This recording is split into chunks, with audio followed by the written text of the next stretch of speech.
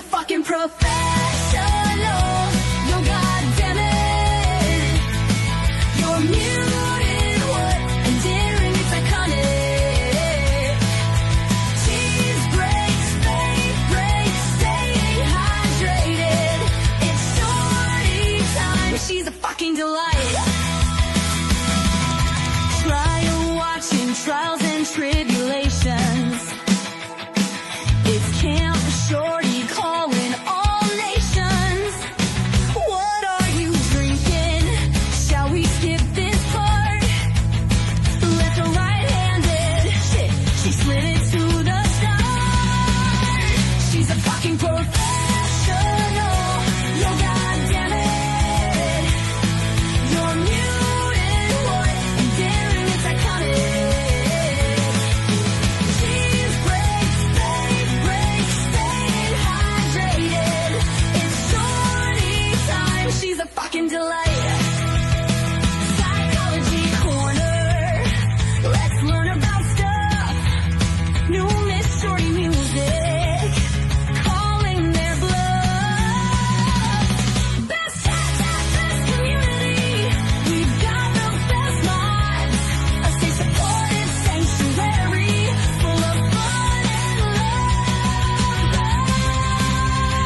Rock out with your cats out. Curse all you want. And here at Camp Shorty, we even say cause. She's a fucking professional. You goddamn it. You're muted, what? Endearing, it's iconic. Cheese breaks, fake breaks, staying hydrated. Hear ye, they are not like us. Hear ye, they all be making a fuss. The crash daddies told us that the car did not hit, and Trooper Paul couldn't make any of the physics fit. Free Karen Reed, hashtags be flooding out our feed. Justice for Officer John O'Keefe. Free Karen Reed, hashtags be flooding out our feed. Cause we all know that Lexus don't have no teeth.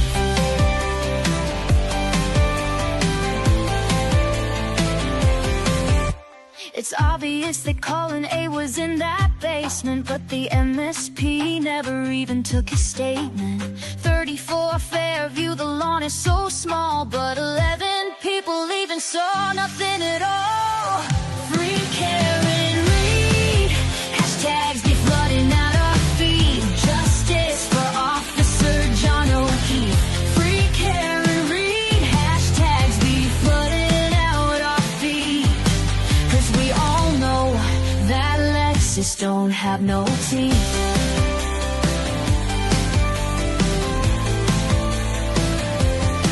Adam Lally, he drones on and on and on. Can never hold a candle to Alan Jackson. The pirouettes, bang bang, I'll fuck you up. The lending of the readers and the red solo cups. Free Karen Reed, hashtags be flooding out our feed. Justice for Officer John O'Keefe. Free Karen Reed, hashtags be flooding out our feed. Cause we all know that Lexus don't got no teeth. Juliana Nagel said she saw a black blob. Along came Canton Lucky, he was just doing his job. He took the stand and he stood his ground.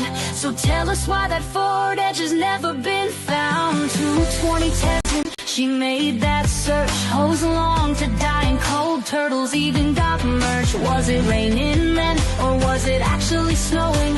And what the fuck was Brian Higgins' white Jeep plowing? He's got no game, he made us all cringe. JJ Jen McCabe, well she is clearly unhinged. Free Karen Reed, hashtag Officer John O'Keefe. Bukkake, the apron, kill me now. High top tables, basketball, and a Frankenstein plow. 1210, crystal light, and a nether cracker. Get off my fucking lawn, Life 360 app tracker. Free care and read, hashtags be flooding out our feed. Justice for Officer John O'Keefe.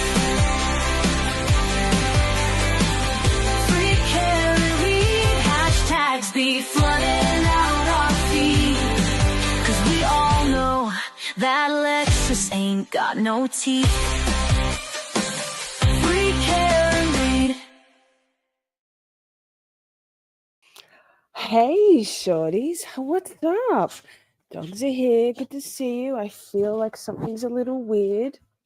Something's a little off. Hi. Hi. Sorry about that weird transition on the old intro. I put my earbuds in, then took them out, and then I didn't know whether it had stopped the intro, so we just went into free care and read. I have my Rehome the McAlbert's t-shirt on from the Miss Shorty merch store. Boom. Thank you to Lynn True Crime for suggesting that one. It's there. All proceeds from any Karen Reid merch go to Karen's Defense Fund. Let me just give the dogs a pig here. How very 34 fabulous pigs is. It'll crunch a bit, but it's better than the panting, surely. Oh my goodness, how big were these pigs? Yikes. Who's here? Good to see you. Girl, that shirt. Thank you. I gave my design to Matilda, and then she tweaked it a little. Teamwork makes the dream work. Oh, hi, Micah. Good to see you. Prince is here. Colors is here. Let me see. I can't see shit. Hi, Sherry Berry, and hi, Colors. CPU mod. Number 1, love or stream. Love or steam. Love, 10. Hi, Life Artist. Good to see you. Shelley, Pemmy, Steph. The song. Yes, I wrote it. My music, my lyrics. Wait, my lyrics, and then Suno, the app, makes it into music for us. Boom. Hi, Amber. Just wrapping up my dinner prep. Amazing. Simi's here. Live artist saying hi to Simi. Hi. Oh, there we go. This song is literally everything. Someone is genius. Wow. Hi, it's me. I'm genius. Not. So, apologies. Buster is having a moment with the pigs here. What are we doing tonight? Hi, Pammy. Hi, good to see you. You know what I thought after, really forever of, in all of the We Need to Talk series, 24, 26 episodes, we basically roasted all the McAlberts et al. And their lying McLiar witness testimonies. We've spent, I don't know, 3 or 4 weeks on top 10 what the fuck moments, Jackson zingers, but usually with the shitty witnesses from the Karen Reid trial. So I thought perhaps, shall we spend some time reviewing or reminiscing the beautiful good guys in the first trial? Here's hoping that they're all back for the second. Hi, Akasha, lurking. Hi, Joe Schmo. Thank you for your time last night, Joe Schmo, talking about the Laurie Vallow Daybell case trial. Starts on Monday. You and Salty Sleuth were such an amazing duo to have on the channel. If you haven't watched that one, check it out. It's in the playlist. Cat in Norfolk County. Hi. Sorry about the crunchy. It's not me. It's the dogs. Who else? Did I say hi, Simi? Yes. Beautiful. Let me get to the bottom of the chat here. Chat. Okay. We're here. We're good. Oh, Nicholas. That T-shirt. Yes. Rehome the McAlberts, right? I should get my microphone out of the way a bit so you can see it. Then you won't be able to hear me. Sorry about the boom on the microphone. Hang on. I'm going to mute for a second so you don't hear all that, whatever that crash.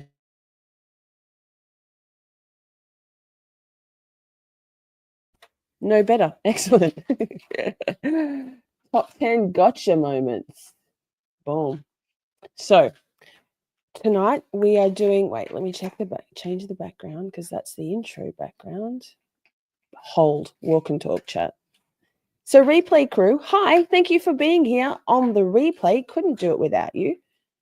If you'd like to watch the live chat replay instead of going to the comments tab, all you need to do is go to the comments tab and swipe left. It will give you that option to watch the live chat replay. I do try to put mostly all of the comments up on screen, but sometimes it's fun to watch along.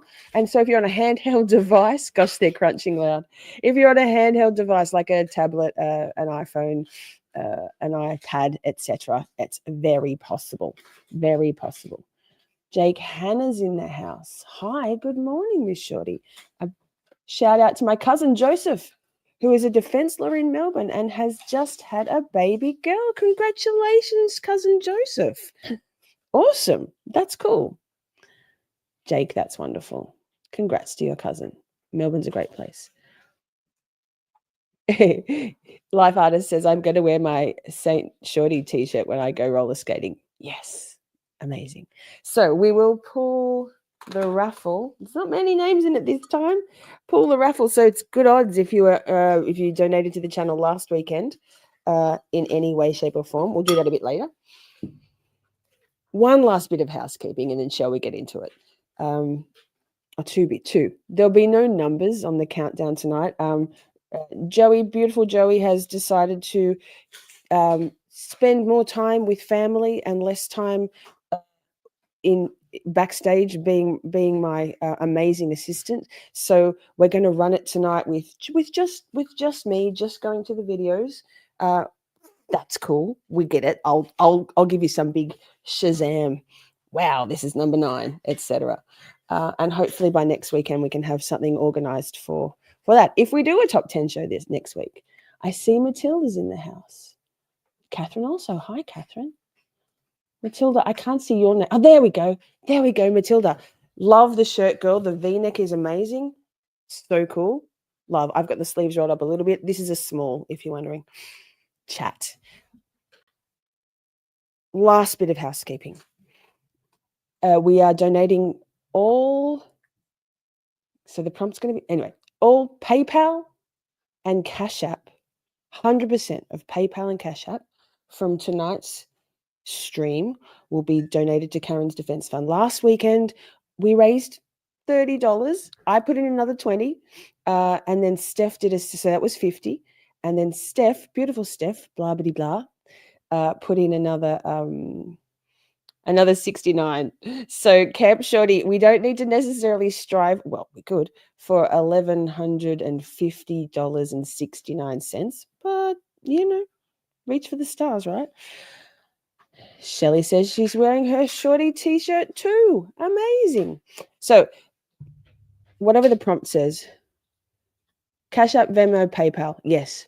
And let's say buy me a coffees too, right? So not super chat, super stickers, because that cost me a fortune out of my own pocket, which is fine. I mean, I don't mind, but my savings. So let's do Cash App, Venmo, PayPal, and buy me a coffee. All of them from tonight's stream.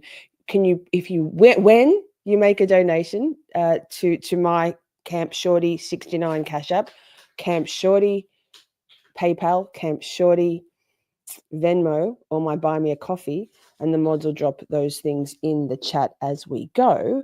Can you let us know in chat how much you've donated so I can keep a tally, right? And then I'll post the receipt tomorrow, your time. Hi, Buster. Buster's back. There it is. So that Joe's cooking. Excellent. Headed back to lurk mode. I need some culinary therapy. Beautiful. Italian sausage bolognese for lasagna roll-ups. We'll see you soon for dinner, Joe. Lovely. Lurking's great.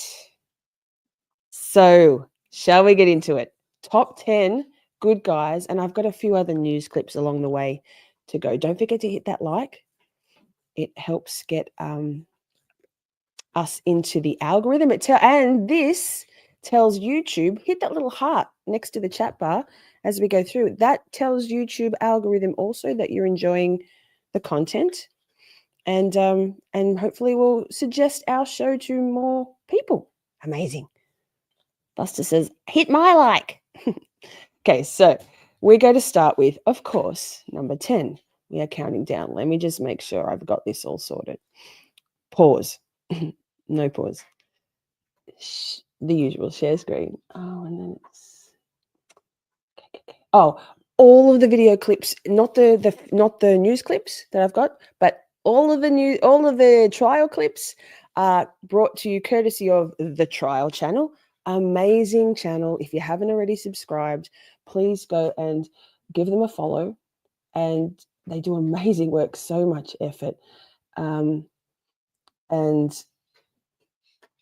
thank you so much, the Trial channel, for letting me use your content with credit, of course. It's so good to watch a trial without any of the fluff, the extra stuff. Here we go. Let me just make sure you can see this. Yes, fantastic. We can. You can. Here we go. Number 10. And when I say how he was dressed for sort of the entirety of the time that you were with him? Yes. Unfortunately, thoughts and prayers, although reminiscent, because we kind of miss Lally right now these days because of Brennan. There are some new, there is a Hank Brennan Snake members only emote in the chat. A lot of the testimony we're going to watch is Lally, but can we just think of it as being all relative? Because compared to Brennan, is Lally like kind of a good guy? I mean, that's debatable, but he's better, right? So there's a fair bit of direct testimony in this countdown, but not too much. So it's January 28th. You recall, you indicated there was a snowstorm coming. It was cold out, is that correct? Correct. And with reference to that, was Mr. O'Keefe someone that would typically wear a coat? No. And now, Not me. YouTube. as Mr. O'Keefe from that video on the screen there was walking to the car, did you happen to notice how he was dressed? Yes. And as far as what you observed in that video, what you recall from that evening, is that how he was dressed that evening? Yes. And when I say how he was dressed for sort of the entirety of the time that you were with him? Yes. So it's January 28th. You recall, you indicated there was a snowstorm coming. It was cold out, is that correct? Correct. And with reference to that, was Mr. O'Keefe someone that would typically wear a coat? No. Thanks, Simi. And ever? Dirty. That you can recall? Never that I could recall. There's the Cashapp. And Your Honor, with court's permission, with reference to that same Exhibit 6, if I could publish video number 149. Okay. Did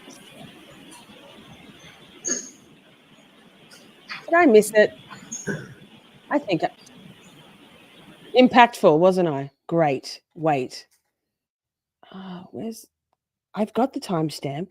What the fuck? Literally, what the fuck? Motion to Scream. Thank you so much to Motion to Scream, What the Fuck Granted, for pulling all of these clips together in one email.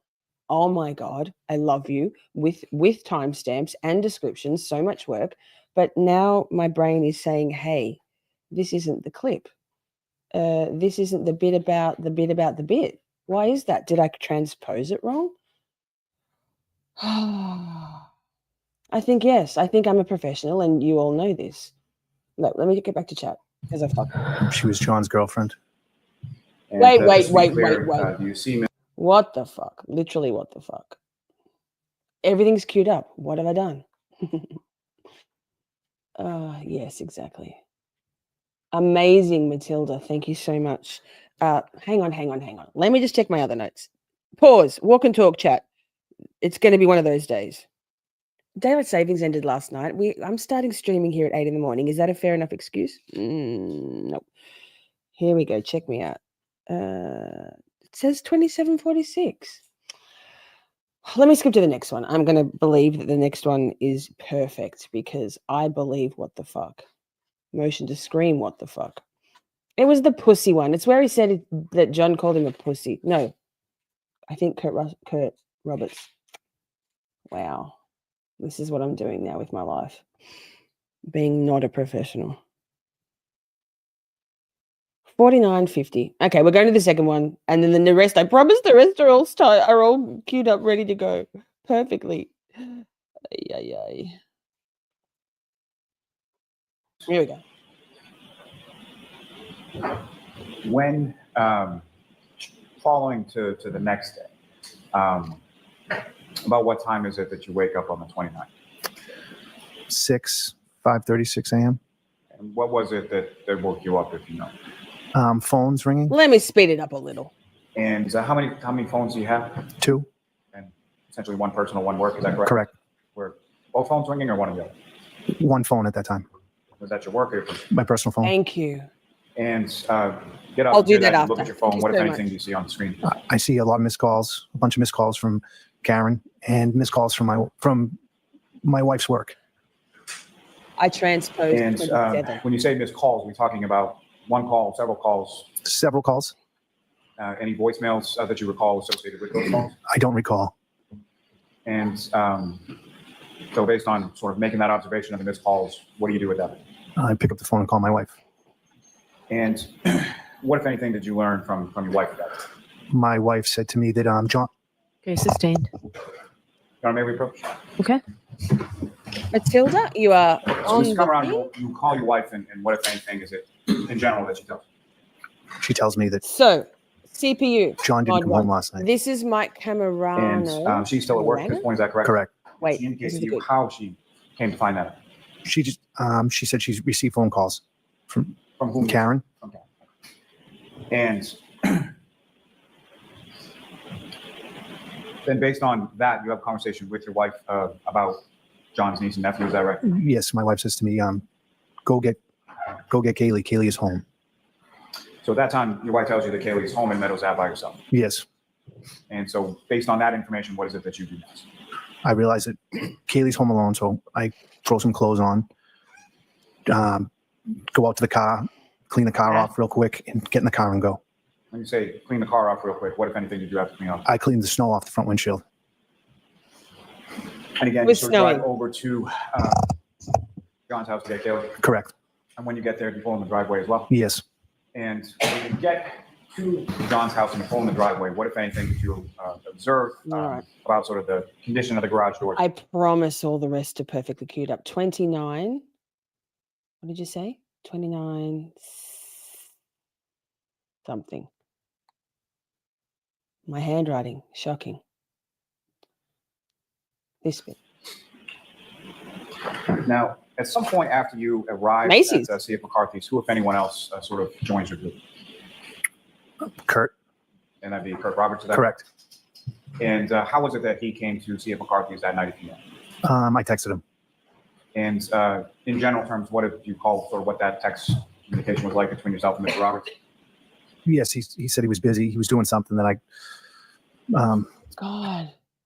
We'll get it right. I'm getting there. This bit. We got there. Now, We're done. at some point after you arrived at C.F. McCarthy's, who, if anyone else, sort of joins your group? Gotcha. Thank you. Kurt. And that'd be Kurt Roberts. Is that Correct. This bit. And This bit. how was it that he came to C.F. McCarthy's that night, if you know? I texted him. And in general terms, what did you call for what that text communication was like between yourself and Mr. Roberts? Yes, he said he was busy. He was doing something that I texted him that he was a pussy. And following that text, did Mr. Roberts eventually arrive at C.F. McCarthy's? He showed up. Yes.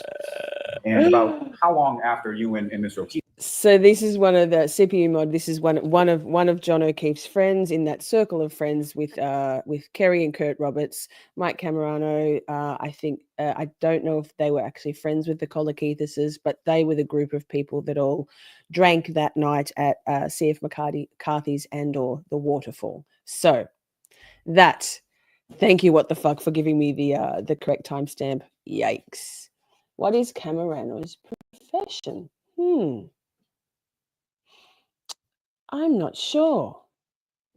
This guy's face. He's like, yeah, I called him a pussy.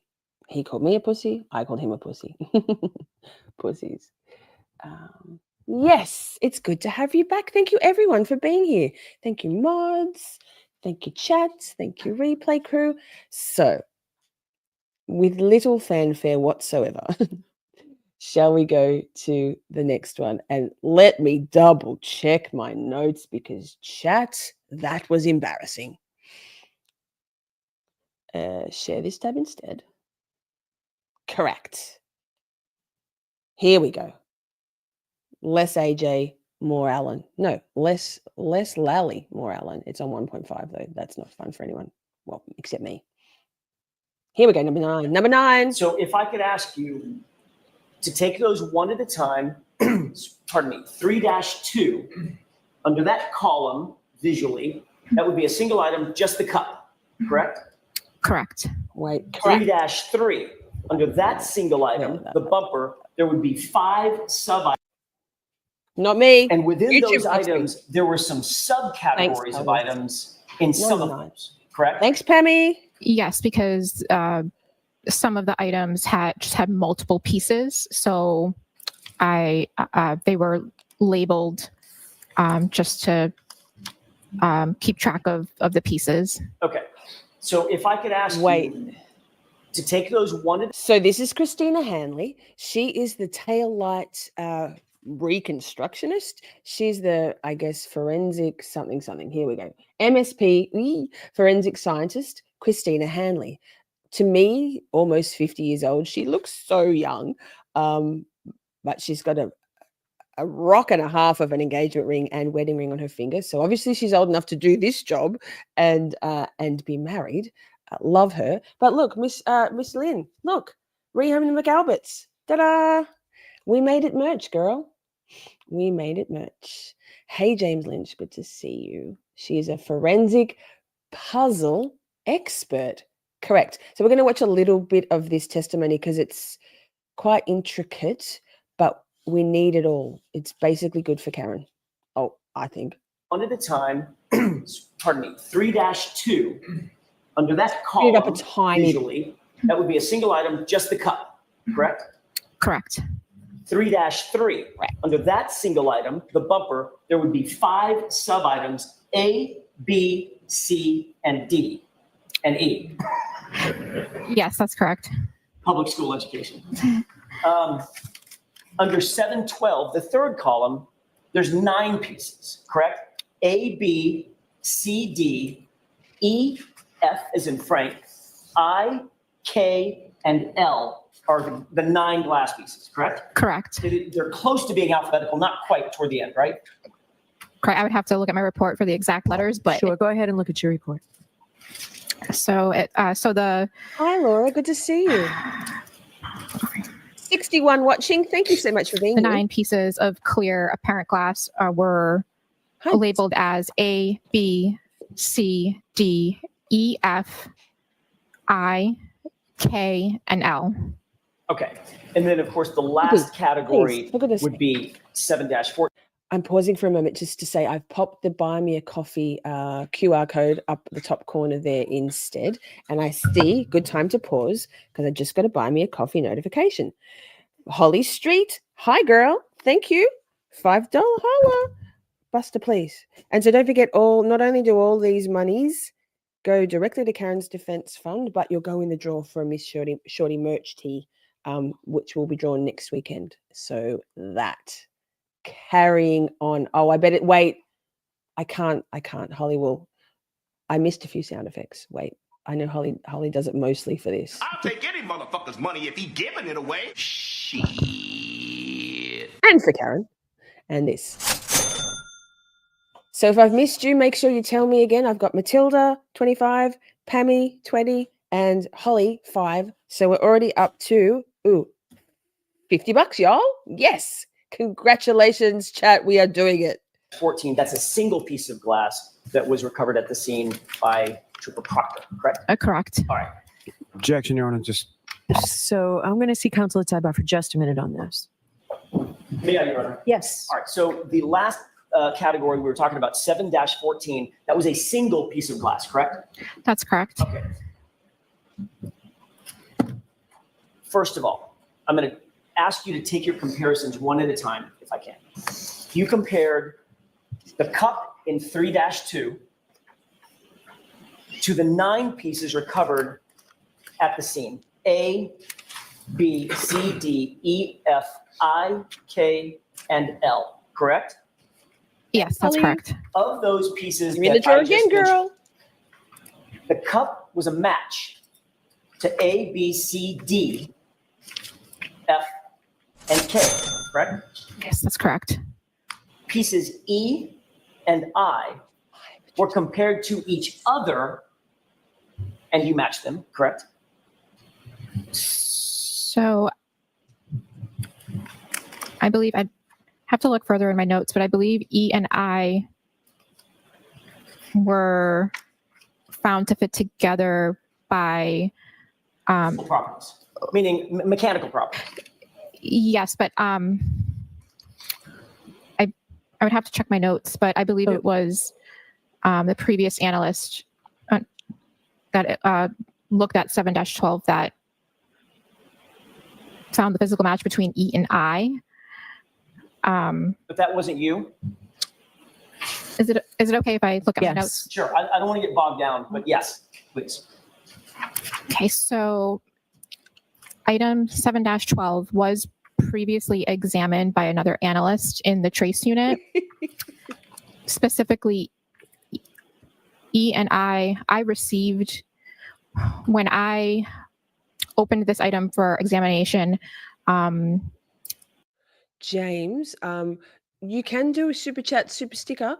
I just because YouTube takes like 35% of super chats, right? And I don't get paid out until the end of the next month. So that massive donation that we made, thank you so much, Shorties, for your generosity. Did cost me a pretty penny, 65% of which I will be reimbursed for at the end of the month. But we're making it, if possible, buy me a coffee, which is an easy one, a Cashapp, PayPal, and if you need to, Venmo, but we'd prefer Cashapp, PayPal, or buy me a coffee. 100% of all of those donations will go to Karen's Defense Fund. Any super chats and super stickers will go to poor Miss Shorty, the perennial grifter. E and I were taped together because they were found to have a physical match by the analyst who previously examined the item. Great. Importantly, E, I, and L, however, were not found to match the cup in 3-2. Amazing. Thank you, That's CPU correct. Mudman. All right. You also Enjoy me on the compared big screen, cup in yikes. 3-2 to the 5 items recovered on the bumper in 3-3, correct? I did examine, I compared item 3-2 to All right, we're going to pause for a moment. Can we estimate her age? No cheating. Don't Google it. Who wants to take a stab in the dark? An okay analogy for this particular trial, not perhaps in the Monica Cementelli trial. Yikes. How old do you think she is, Christina Hanley? I love her. I love that she's so young, under 30, right? And so smart and so put together and gorgeous. Not that how anyone looks matters, but she is gorgeous. And then also, do we know, is she on the next one? Is she going to be doing this same analysis? I presume so. two of the pieces marked as A and B from item 3-3, And those which were was deemed not to match the cup, correct? I can't help you. Correct. We haven't got Cashapp in And you Australia. did not analyze C and D, correct? I'm assuming that's because of size. So the rest of the items were not used for physical match examination due to size and condition. So as you sit here, none of the items on the bumper were deemed to match. Yikes. Doesn't cup, love it, Holly. Doesn't correct? love it. Correct. All right. So you Hi, did end Cash. up analyzing one of the items on the bumper, item E as an echo, and you analyzed that against the single piece of glass found at the scene in 7-14, correct? Correct. And you used both Well, you used a variety, it sounds like, of analyses, including microscopy, UV light, the glass refractive index, GRIM process, correct? That's correct. You also used the FTIR, is that right? Infrared spectrometry? Big That's word. incorrect. Okay, you did not use FTIR in this analysis. I did not. Okay. What about another? But in the analysis that you did use, Number 9. you found that there was a match between item E on the bumper Yes. and the single piece of glass in 714, correct? They were found to be consistent. 3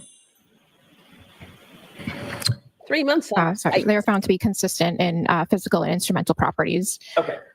So, importantly, you also compared the single piece of glass in our sort of visual column 4, 714, that single piece of glass, to the cup. You found that it didn't match, correct? Correct. All right. So, Pause. Thank you to Virginia. I'm not sure what your screen name is, but Virginia sent a coffee going on the tally, and I'll play the old cha-ching. So we're 55 direct donation to Karen's Defense Fund. Just 36 minutes in. Amazing. Chat is Bae. Oh. And you're in the draw for a Miss Shorty merch t-shirt for next weekend, Virginia. Lastly, you tested the single piece of glass found in the fourth column, 714, against the 9 pieces of glass found in 712, A, B, C, D, E, F, I, K, and L, correct? I did compare item 714 to item 3-2 and the 9 pieces in item 7-12. So another way to put that would be you analyze column 4 against column 3 now, correct? I examined them for a possible physical match. And they did not match, correct? There was no physical match to item 714. Okay. You want to make a proof this one? Interesting. Okay. Okay. I'd like you to take a look at that document. Just glance it over for a second and let me know when you've had an opportunity to study that. 3 months, Miss Not Okay. You've taken a look at that single page document. Yes. Does that appear to accurately reflect in sort of a visual Miss manner Mindy. what you've just testified to about your analysis of each of these pieces, irrespective of the text on the item, just the analysis of the items specified in that document? I'm not quite sure what. I've never seen this before. I'm not quite sure what. I think you have to move along, Mr. Jackson, for all the reasons we talked about at sidebar. I understand. My question is a relatively simple one. Is this and if you don't understand something on the document, just say so. Is this a visual representation, an accurate visual representation of what you just testified to in terms of what matched and what didn't match? Where the green matches, the circle with the red through it doesn't match. I would need to go through my conclusion She's and like, compare "Don't to confirm. Fair enough. It is accurate to say, we'll use a cheat sheet for a second. It is accurate to say that the cup was not found to match any items that were found on the bumper. That's correct, correct? That is correct. Okay. Boom. Boom. Thank you, Christina. That's number 9. I see we've got another coffee notification running hot. Steph, girl, thank you. Steph is going in the draw, and $5 for Karen. Cha-ching. I'll take any motherfucker's money if he giving it away. Shit.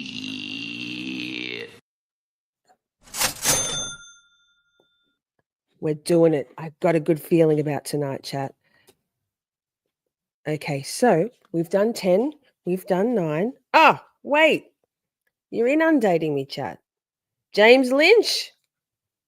Good work, Boomer. You worked it out. Thank you so much. $15 more. Oh my God, I wrote Some not name, not James. Oh my goodness. Yes. Thank you so much. So we're up to, we've got 50, 60, $75 for 75. The wife can watch. Amazing. All going to Karen's Defense Fund. Thank you so much. Hi, Edward Scott. Good to see you.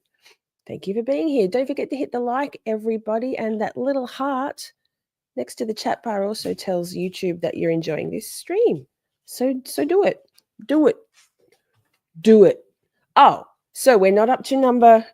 We have a little, let's have a little, very quick pause. I thought these ones are very feel goody.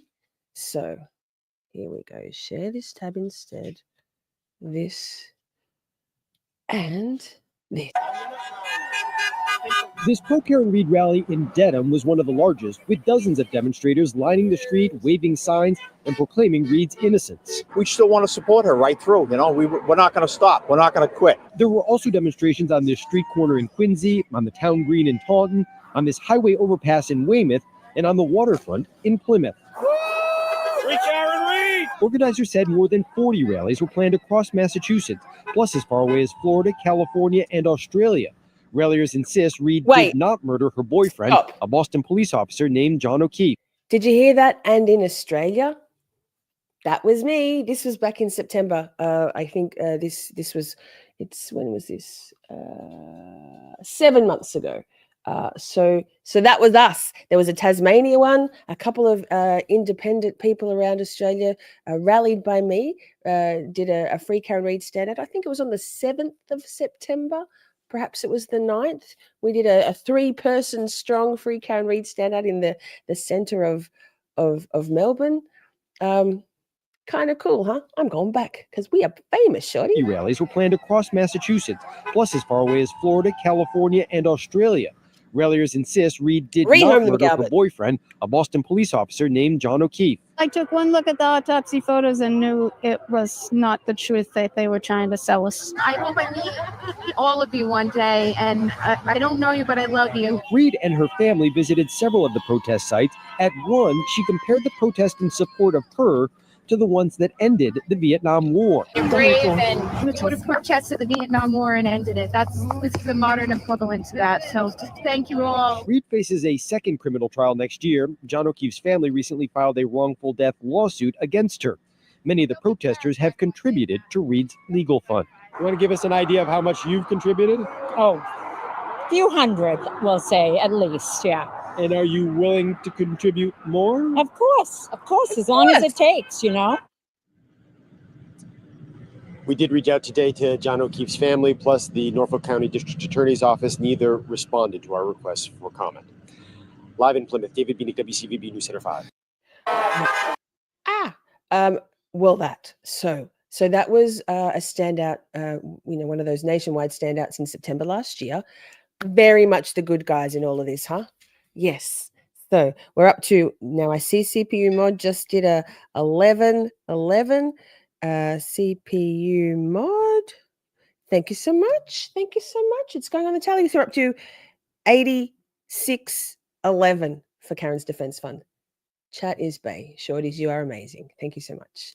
Let's go to number 7 in the countdown. Am I right? No. Number 8. Thoughts and prayers, apologies. It's Lally. I've put the what if any. Oh, is it? I think I've put the what if any. No, we're going with cross. The what if any emote is back in the chat though. Share this tab instead. Let's pretend it's fancy. Number 8. So we got Michael Trotta from the DPW. Yeah. Thank you to the trial channel for these amazing clipped, time-stamped trial footage, and thank you to Motion to Scream What the Fuck Granted for pulling this all together for me, girl. I really appreciate you so much. No further questions. All right, Mr. Yannetti. Big Yannetti energy. Let's go, Yannetti. Not me. Generally, they end up being in trouble and they can't keep on the Hang road. on. That was YouTube being a bastard. That be how much? No, it wasn't. Wait, cross-examination. Before they do their finished cleanup. Can I have one moment, Trotta? Yes. You're done, Lally. You're done here. Thank you, sir. YouTube. No further Why do I questions. have to do it every time? All right, Mr. Yannetti. All right. Take two. Number 8. Good afternoon, Mr. Trotta. Sir, Michael Proctor called you on February 3rd of 2022. Does that sound right? It may be. I'm not sure of the date. It was within days of the big snowstorm, correct? Yes.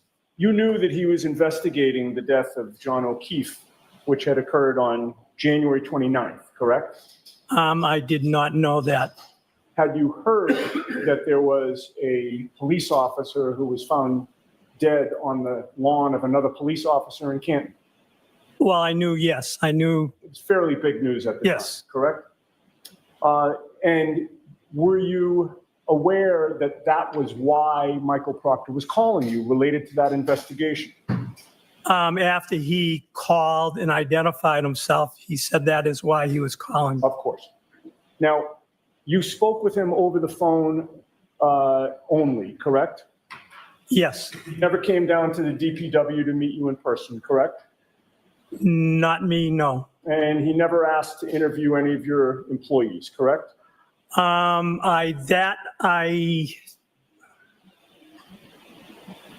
We may have discussed who was on that route and who plowed, but I'm not sure at that time if he had told me he was going to go talk to anybody else. Oh, so it's your testimony that you may have told him the identity of the plow driver when you spoke with him on February 3rd over the phone? I may have, but I am not positive. You don't have a memory of him asking you who the plow driver was? He asked, no. I don't have a memory of his exact questions. But leaving aside the exact wording of his questions. One of my mods, can you please drop or do the prompt for the Buy Me a Coffee link for Patricia? Thank you so much. It's fair to say you don't have a memory of him asking you who plowed Fairview Road on January 29th. Is that fair to say? He asked me about, I believe he asked me about this plow list. Good to see About you. the what? The plow list? This plow list. Right, but on the plow list, there's the name By the Yard, correct? Yes. All right. There's also, to the left of that, an indication of the name of the plow driver, and it's just a first name and a last initial, correct? Yes. It doesn't spell out the whole last name, does it? No. But you know the full last name, correct? Yes. You have a limited number of employees, right? It's not a 1,000-person company, right? Yes. All right. And you're well familiar that Brian L. is Brian Laughlin, right? Lucky. As you sit here today, do you have Zach, any you are memory of whether the name Brian Laughlin was brought up during that phone call with Michael Proctor? I may have said to him that's who BL was, but I did I believe I referred him to the operations manager to double check who was on plowing that day. Okay. You say you may have mentioned the name Brian L. or Brian Laughlin, but again, I'm just trying to drill down on what your memory is. Do you have a memory one way or the other as to whether the name Brian Laughlin came up in that conversation? If you are asking me, do I remember 100%? No. Okay. In any case, Trooper Proctor, Michael Proctor, never asked to speak with Brian Laughlin when he talked to you over the phone, He correct? did not ask me, no. I'm going to allow the question and answer. And how short was that phone call with Michael Proctor? If I tell you, you're going to ask me, how do I know for sure? I would say a few minutes, whatever a few minutes is. I'm going to accept that answer. And you would agree with me that after, and you, by the way, you were trying to be helpful, correct? Yes. After that, couple or Look how sweet he is. Oh, I love him. 3-minute phone conversation, you'll agree with me that Michael Proctor never followed up again with you personally. That's a good question. I am not sure. Okay. Well, I'd like to direct your attention to about a week and a half later, specifically the date of February 14th of 2022, which maybe you don't remember the precise date, but around that time period, you came into work around that time period, and you learned that a defense investigator named Paul Mikowski had left his business card for you. I'm pausing for a minute to say, Shelley, I'll just answer you here. I don't know what the coffee is for Buy Me a Coffee. I don't know what the prompt is. Maybe there isn't one. There must be one. Someone will know. Princey, the prompt queen, will absolutely know. And I just realized I under calculated by $5 because Steph donated $10 in Buy Me a Coffees. So that we're up to 80 81, no, 80, 90 something. We're almost to 100. I'll tell you in a second. Hang on. We're almost up to 100, chat. Go you good thing.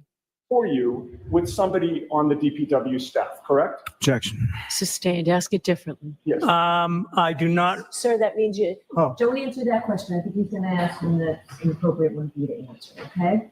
All right. Do you recall when you came into work receiving a business card? 9111. No. Do you recall calling Paul Mikowski back?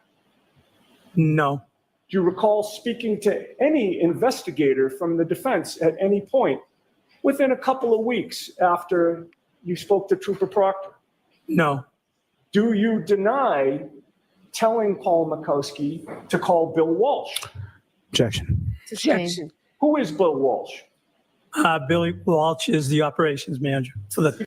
I just want to pause and say, isn't it nice to not be sitting here seething with outrage, indignance and anger towards the witnesses we're watching? It's just such a nice change. I have a feeling shit's about to get real once the jury is seated and we're back in trial, or Karen is back in trial, and we're over here watching, knowing what we know, what we believe we know, and what we're pretty sure we know. This is just a nice little palate cleanse, I think, before the snake gets in there and yuck. The highway department supervisor? Yes. Did the name Bill Walsh ever come up in your conversation with Michael Proctor back in on February 3rd? Objection. Did that name come up when you first spoke with Trooper Proctor?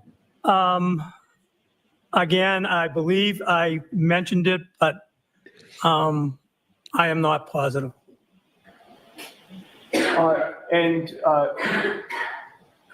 Is it fair to say that the Canton DPW has their own plowing and sanding trucks? Yes. Does one of them in particular have a nickname? If they do, I don't know what they are. Frankenstein plow. One of your trucks being called Frankenstein. Objection. Sustained. You don't drive the trucks, correct? No, I do not.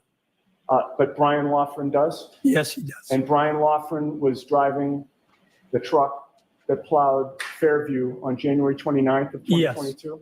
Yes. Hi, guys. How many of them Very are? enthusiastic today. It'll stand. The answer will stand, Mr. Lally. Suck it, Lally. What, if any? Suck Let me it. just have a moment. You may, Mr. Giannetti.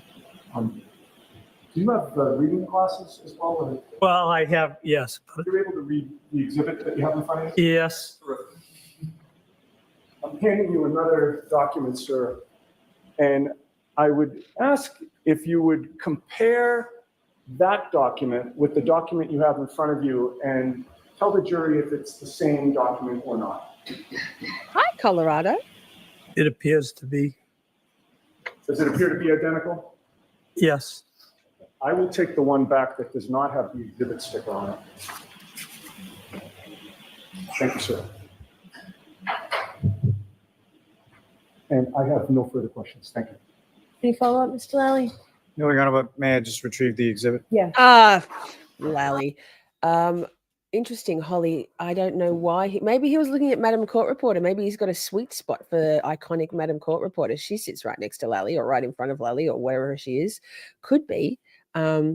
This trial is so scary, says Life with Bear. I didn't like Lally. None of us did. I really just don't trust Brennan. Same. Terrifying. I'm concerned about Brennan together with Bev. Yikes. Hi, Britt. Good to see you. Good to see you. Sorry, too busy. The elephant lady. Iconic Madam Court reporter. He loves elephants. Hi, Buster. Buster loves love today. Hi, darling. Hi. Say hi to chat, Mr. Big Boy.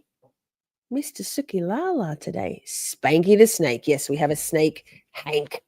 Members only emote. We'll pull it out. Oh, I see. Buy me a coffee. Wait. Patricia Vincent. Thank you so much, darling. 3 coffees equals $15 equals well, we're over 100 now. Wait. Oh my goodness, my handwriting today, my brain. Amazing. Thank you so much, Patricia. We're over 100 now.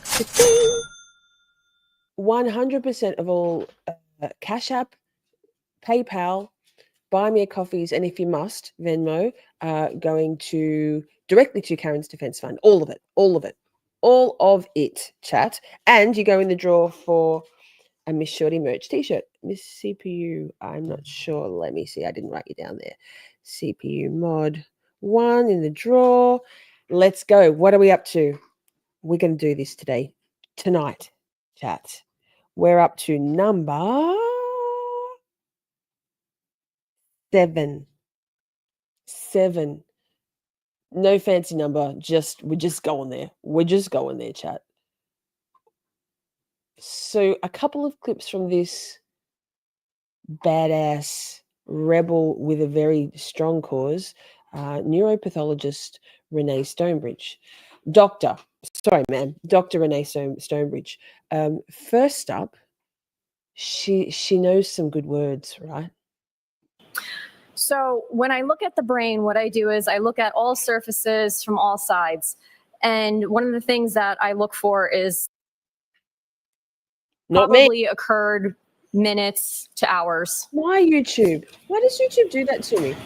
Now, if I could turn your attention to It your skipped back by 15 findings seconds. as far as when you conducted your analysis and your testing in this particular case, what, if anything, did you find as far as injuries to Mr. O'Keefe's brain? So when I look at the brain, what I do is I look at all surfaces from all sides. And one of the things that I look for is anything grossly obvious, meaning anything I can look at the brain and see that there's something there that shouldn't be there. So one of the first things I noticed was a subarachnoid hemorrhage. And subarachnoid hemorrhage is something that occurs when you have bleeding within the leptomeninges. The leptomeninges are a very thin membrane that encase the brain and the spinal cord, and there should not be blood freely floating within the leptomeninges. So if you have a subarachnoid hemorrhage, most of the time the causes are either a ruptured aneurysm, which is something I would see upon cutting the brain, or some type of trauma. So that was the first finding. Can I stop you there just for a second? Of those taking notes and for our court reporter, could you spell the type of hemorrhage and the membrane? Yes. Subarachnoid is SUBARACHNOID.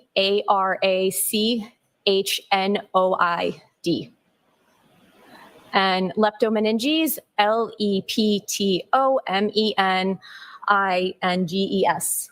Thank you very much. Yes, girl. She can spell. I love her. Now, with regard to anything related to the aneurysm that you indicated that you would have seen, what, if anything, did you see? What, if anything? During the course of your review or testing or analysis of Mr. O'Keefe's brain?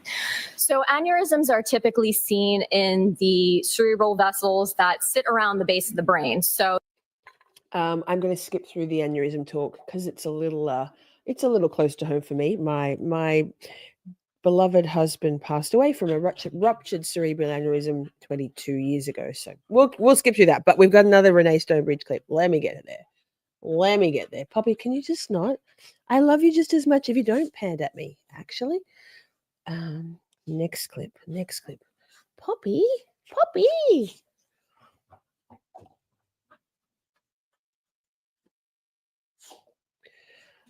We'll go from here. What has she got? What do we got, Renee? Dr. Renee. Telling you what you reviewed in this case in regard to Mr. O'Keefe. Would you be able to form any opinions to a reasonable degree of medical certainty in regard to the injuries that you observed to Mr. O'Keefe's brain? I was able to determine that these are acute traumatic injuries. I know that based on what I observed and in combination with the autopsy findings that this is due to some type of trauma.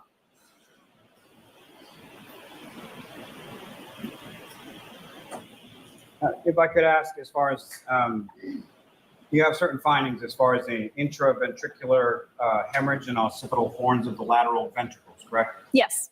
If you could please explain to the jury what exactly does that mean? Yes. So the ventricles are almost like a tunnel system of the brain in which the cerebrospinal fluid flows through. So the cerebrospinal fluid serves as a fluid that nourishes the brain. It provides a flow of nutrients, oxygen, things like that. And it starts in the frontal portion of the brain, and then it goes backwards towards the occipital, which is the back. And it also flows downward through the brainstem and then into the spinal cord as well. So the occipital horns of the lateral. I'm going to pause for a moment while she's got that her beautiful shoulders showing. 10-10 for the tats. So much outrage amongst so many people for her lack of appropriate court attire, but I'm not even mad about it. But can you see here, chat, that she has a K on her shoulder? I speculated on the Twitters at the time that perhaps she wore her shoulders bare to show this K in support of Karen Reid. Pure, rampant speculation. But that could be. We don't know, chat. We don't know.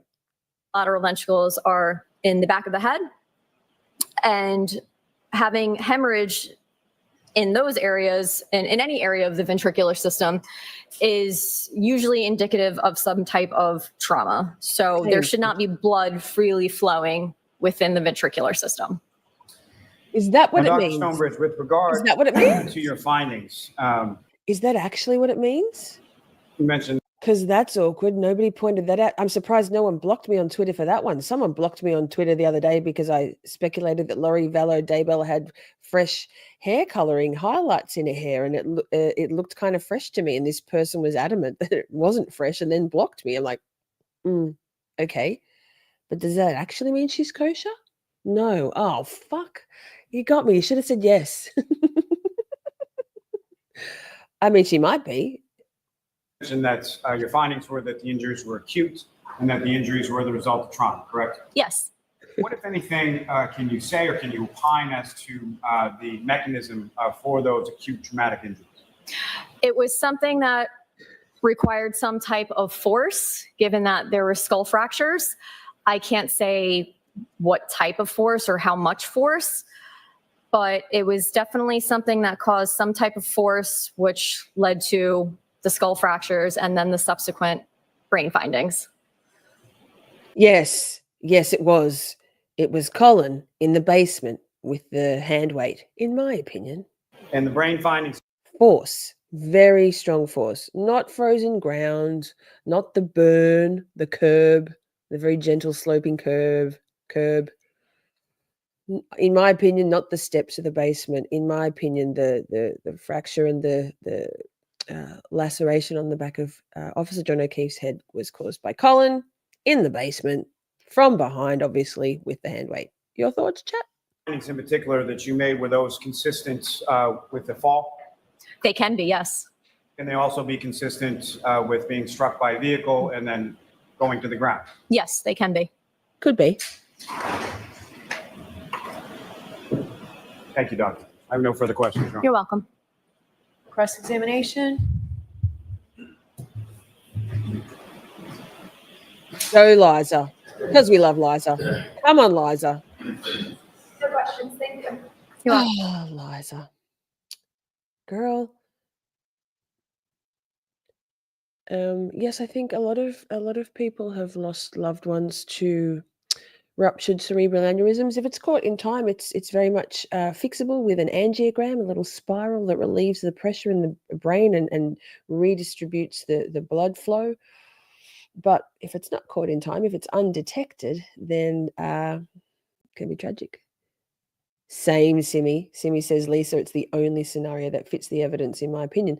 Also, it also fits the utility which is otherwise questionable as to why, from the McAlberts' point of view, also Rehome the McAlberts, yes, from the McAlberts' point of view, why they had to, it was imperative that Albert was not placed in the house at the estimated time of the vehicle striking Officer John O'Keefe. Well, what does it matter if John was hit by the Lexus? What does it matter if Colin was in the house, right?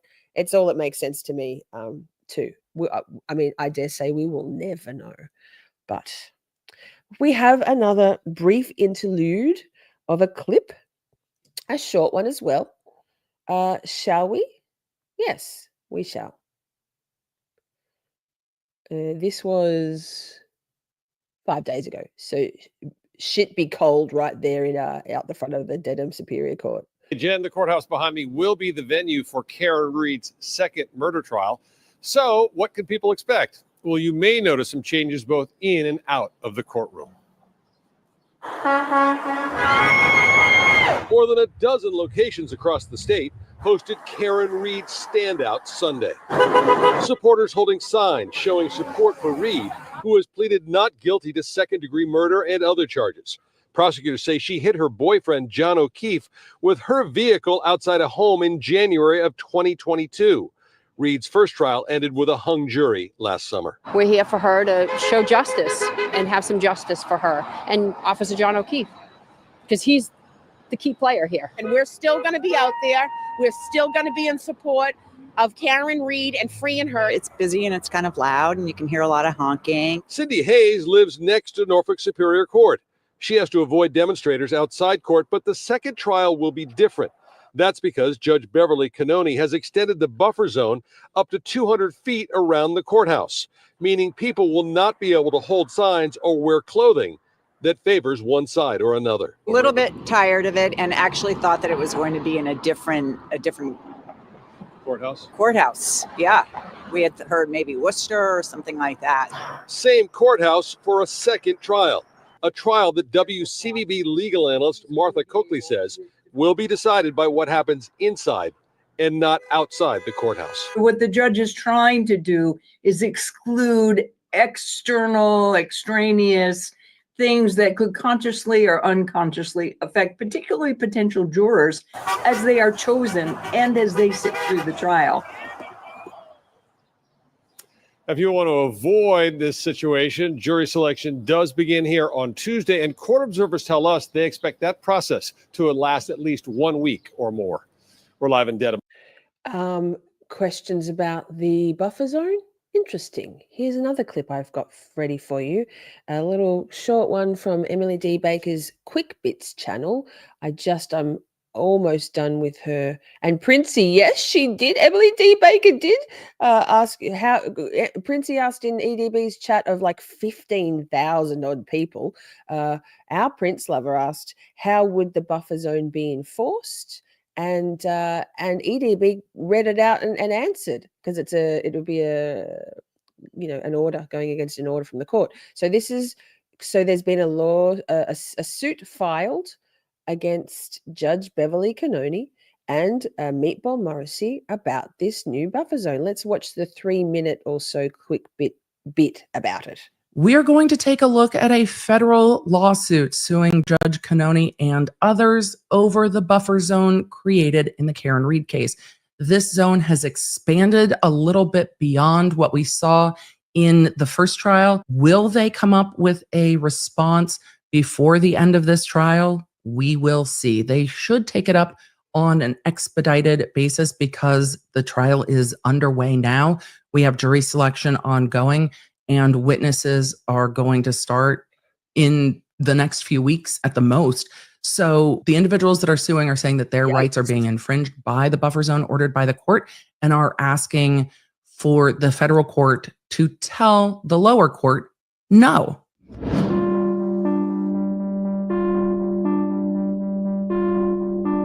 So here's the buffer zone. The red zone is the buffer zone. We are looking at the court.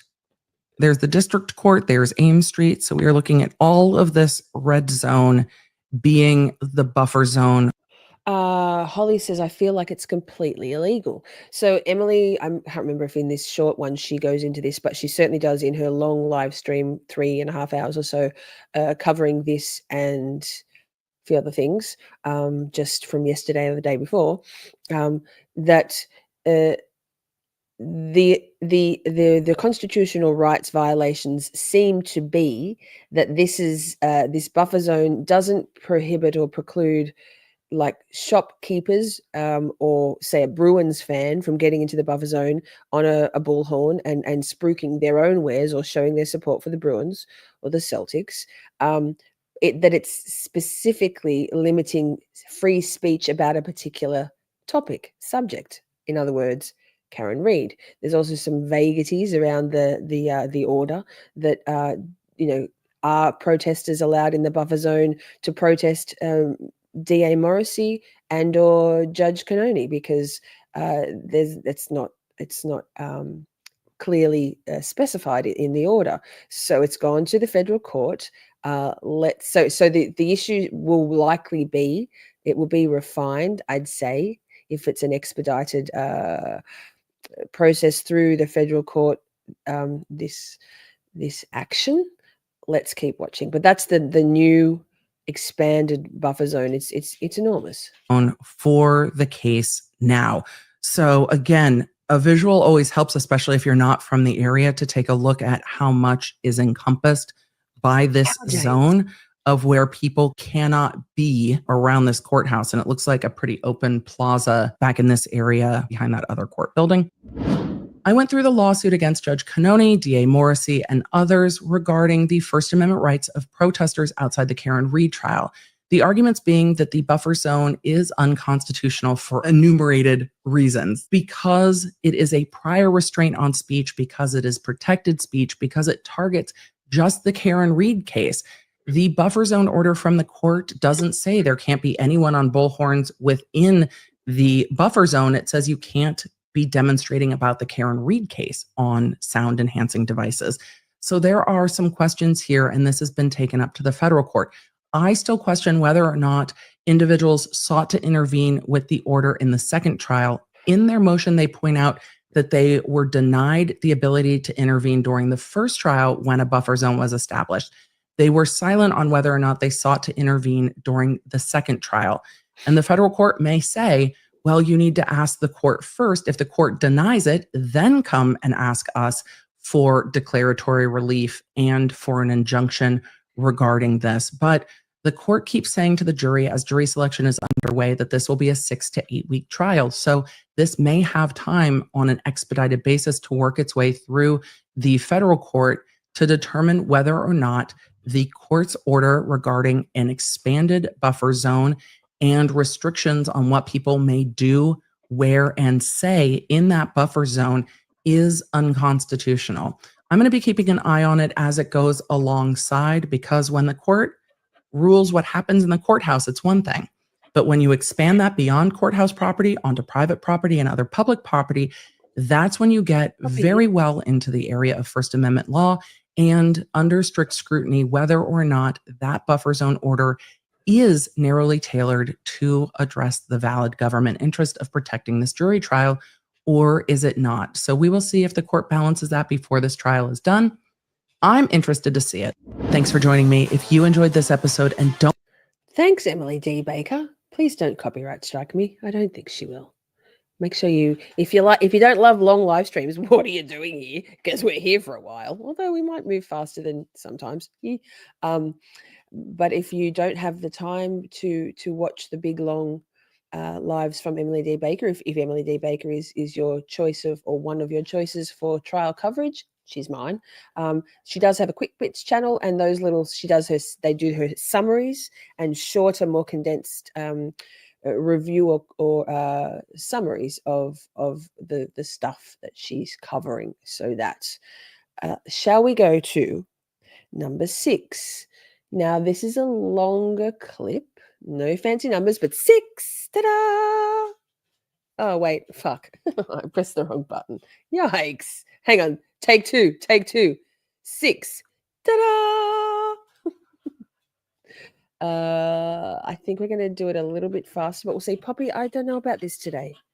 It's very enthusiastic. Richard Green, digital forensics expert. Again, thank you to the trial channel for your phenomenal defluffed. Oh, Busty, you've got a massive antler in your mouth. Very stabby stabby. Digital forensics expert. Trial channel.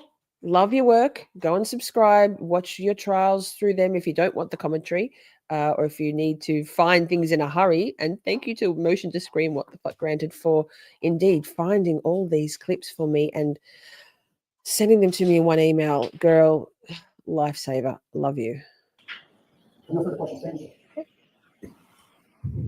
Okay, so wait, pause. Too fast, but we are indeed going with Lally's cross because this is a defense witness, right? Because number one, Lally, lol, trying to be all bulldog. Number two, it's this lovely guy. He's another sweet pea, right? Let's go. I'll check the time. I'll check the speed. Do you know who Miss Jessica Hyde is? I do. You? Are you aware that she wrote a report in relation to this case? Yes. Specifically in regard to the Google searches for Mr. Closed captions. What are you doing with your life? Yes, sir. It was very specific about that search. Closed captions says have you no. had a chance to review that report? I have. You also know who Ian Whiffen is? Certainly, yes. And are you aware that he wrote several reports, or submitted No, several can't do items closed in captions, relation sorry. to, again, the exact topic that you're testifying about in relation to the Google searches on Ms. McCabe's phone? Yes, sir. I understand that. Have you had a chance to review those materials as well? Yes, sir. You understand that they both disagree with what your opinion is in relation to those searches? I absolutely understand that, sir. Now, Not some me. several items in relation to, On again, the YouTube. exact topic that you're testifying about in Please. relation to the Google searches on Ms. McCabe's phone. Yes, sir. I understand that. Have you had a chance to review those materials as well? Yes, sir. You understand Nah, that they both dog. disagree with what your opinion is in relation to those searches? I absolutely understand that, sir.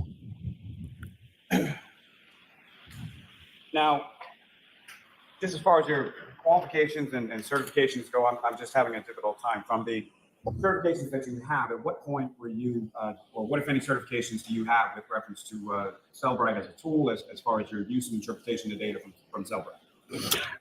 Certainly. So my certifications are much more broad. They have to do with a lot of the fundamentals and how we conduct the investigations and what tools we should know and when we need to know we need to do more work and such like that. Cellbrite, I do not have any specific Cellbrite certifications. They offer many of them. Imagine Lally However, throwing shade on these experts. He's just such a dick. I mean, obviously, Brendan, sorry, I had to put moisturizer on my arms and I'm still smoothing it in because I'm a professional. I'm sure Brennan's going to go harder, snake. So there's a what if any, because I'm sure we'll hear a few back into the members only emotes and also Snaky Snake Brennan. however, I have participated in, God, I can't even count, hundreds of their training events that they offer, both Cellbrite, Axiom, Belkasoft. They all provide the community with fantastic support as far as that. And although certainly a class can be very good, but you really need to stay up to speed. You've got to participate in the most recent understanding being put out there. Even in the changes of their tools will change from one version to another. And so, to the point, as far as you have no certifications in regard to Cellbrite as a tool and how to use it, those kind of things. That's correct, sir. And in this specific instance, at any point, did you reach out to Cellbrite to go over sort of your findings or your opinions in relation to the search? I did. And who, if anyone, did you speak with from Cellbrite? As close as I can remember, I know it was Leo, and I believe it was Santos. And do you know what part of Cellbrite they work in or what they do? Well, he was in the technical support and contacted him. He had informed me that they had elevated this up to some higher level technical support when they came back. His comments to me, if you want to hear them, was that this. Okay. After his comments, but at Okay, some point, I you understand. talked to technical support. Is that correct? Absolutely. And they indicated that they would refer you to actually Mr. Whitten's team. No, sir, they did not. So you weren't told that you were referred to Mr. Whiffen's team, and you weren't contacted by anyone from Mr. Whiffen's team? And I forget the exact date. A couple weeks ago, maybe a month ago, out of the blue, I got an email from Ms. Whiffen saying, and I don't want. Pausing just to remind you that all Buy Me a Coffees, thank you, Steph, for sharing that one. The QR code's also up there in the top corner for Buy Me a Coffee. Buy Me a Coffees, PayPal, it's /Camp Shorty, Cashapp, / Camp Shorty 69.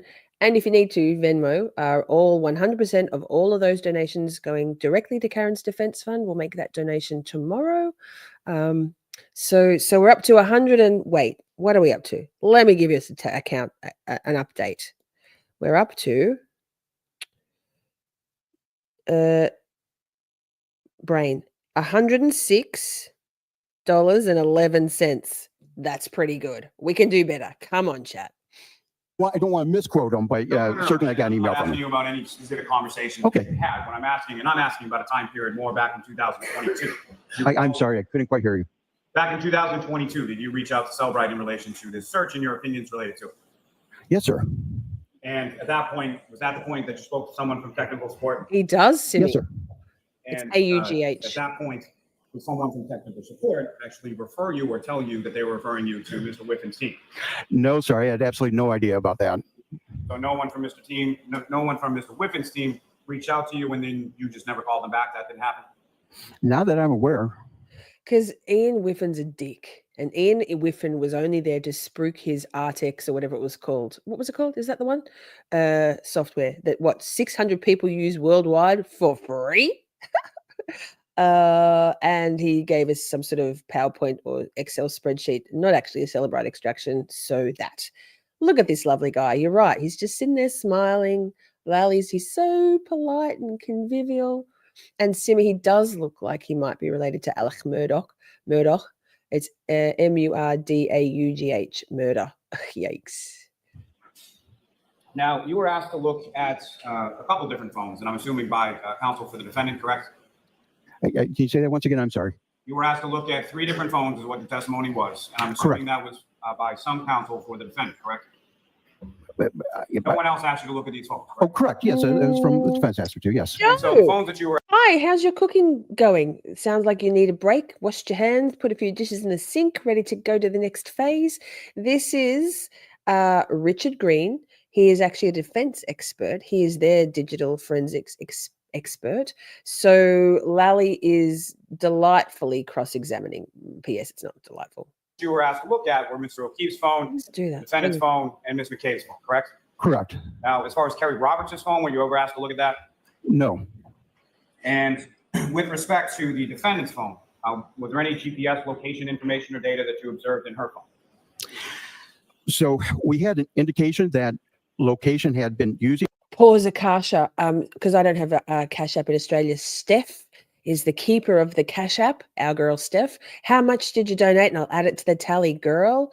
And thank you so much. Free Karen Reed always, I'll right? take any motherfucker's money if he giving it away. Shit. So I'm going to take your money and then I'm going to give it away. We're going to give it to Karen. All Cash Apps, PayPals, Buy Me a Coffees, and if you need to, Venmo from this live stream will be donated to Karen's Defense Fund. All of it, 100%. Tell us in chat and I'll jot it down, girl. Thank you. Using there with something called Apple Map tiles. And those probably when you use the Apple Map app that it, in order for it to work. Pause. Holly said, let's keep it going. We have to free, she wrote Maren, typo, hashtag typo, free Karen Reed. We do. I'm sure Maren Reed would like to be also freed. Thank you so much for those 2 coffees, $10. Holly, and you're going in the drawer again. And I know you love this one, so let's go with this one. And continue, sir. It will create these little tiles or little pieces of pictures, and they get stitched together to give you the view that you see on your phone. Now, for that had to be working, we know location data had to be working. This particular location data, the location data cache, is known to only be present on the phone for a couple weeks. Now, what I don't know, and Mr. Lally, if I'm going too far, just please stop me. What I don't know is what measures were taken to preserve that data, whether it was put in airplane mode, whether the location services were turned off, whether it was put in a Faraday bag. And quite frankly, Mr. Lally, I don't know if they did all that, if the location data would have remained or not. I've never tested that, but all indications, it would have had location data on the day that it was seized, because we received the Apple map tile. But when I got the full extraction, there was no location data there. $20 Now, holla. I did observe. $20 So there was holla. no Okay. GPS location data on the defendant's phone, correct? $20 holla. Thanks, Akasha. Thank you, Akasha. So we're up to brain 30, 136, 11. Amazing. Free Karen Reed. We have to free Karen Reed. Free Karen Reed. From what you observed. And again, if I'm, there was, I did find deleted location data from April of 2022. Carla, Ohio, thank you so much. It's lovely to have you back in chat. Sometimes we need to have a well-earned break from the internets or the YouTubes. Thank you. You're going in a draw for next week, and I'll take your money. Cha-ching. Shit. Puppy says shit. Now, with respect to Hi, puppy. the defendant's phone, did you also find deleted web history data from the afternoon of January 29th, 2022? No, I'm sorry, I didn't observe that. Didn't observe it, or didn't look for it? Here we go. You know, I really don't have a recollection if I specifically looked for deleted data. I don't believe I did. I don't know if I would have had to have a cause to. Now, with reference to, you were asked some question about location accuracy within 3 feet. You did some sort of thing last night on Cellhawk using that tool. Is that correct? Certainly.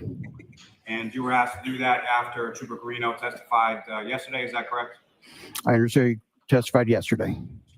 And so with relation to you creating sort of that document, and that's now been marked as an exhibit, was that something that Mr. Yannetti asked you to do in relation to Trooper Carino's testimony yesterday?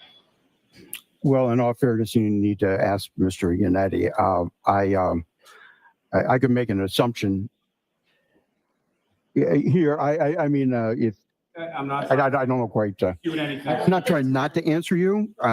You know, but I was asked by Mr. Yannetti to perform that search.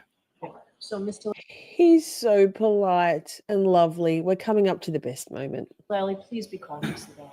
Yes, sir. So Wait, I'm going to go back because Rev just roused. You know, but I was asked here.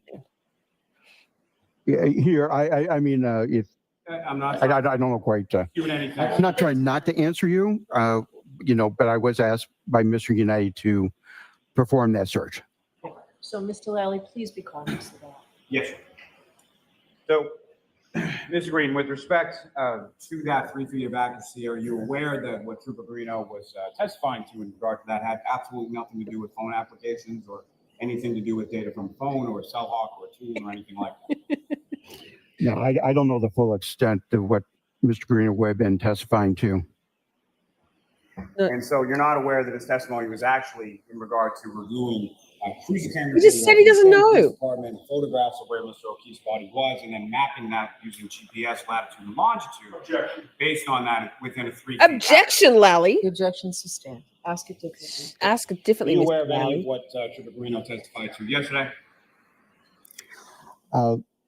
What you're mentioning, I may vaguely be remembering. And again, I'm not trying to not answer your question exactly. My conversation with Mr. Yannetti is 3 foot when it comes to GPS data. Can you tell 3 feet from GPS data? And no, it's not known to be that reliable, and particularly Apple location services. How that applies to the trooper's I missed that one, testimony, Micah. Wait. you know, I can't say. Thank you, Micah. Hey, I have that. Can you see it? Micah said, thank you, 5 copies. I put that on the tally. But can you see my 69 because I'm a Cancer. Buster, please.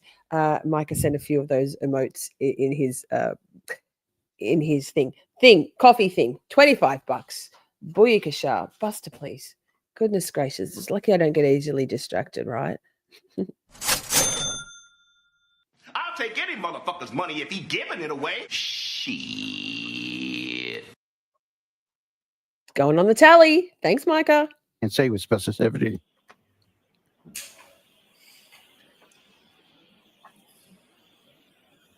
I'm happy to opine on location data, though. There's no question. Okay. Oh, fuck off, Lally. Thank you. Now, sir, with reference to Safari and deleted tabs, isn't it true that there is no way for a user to delete a tab, only to close it? Nah, man.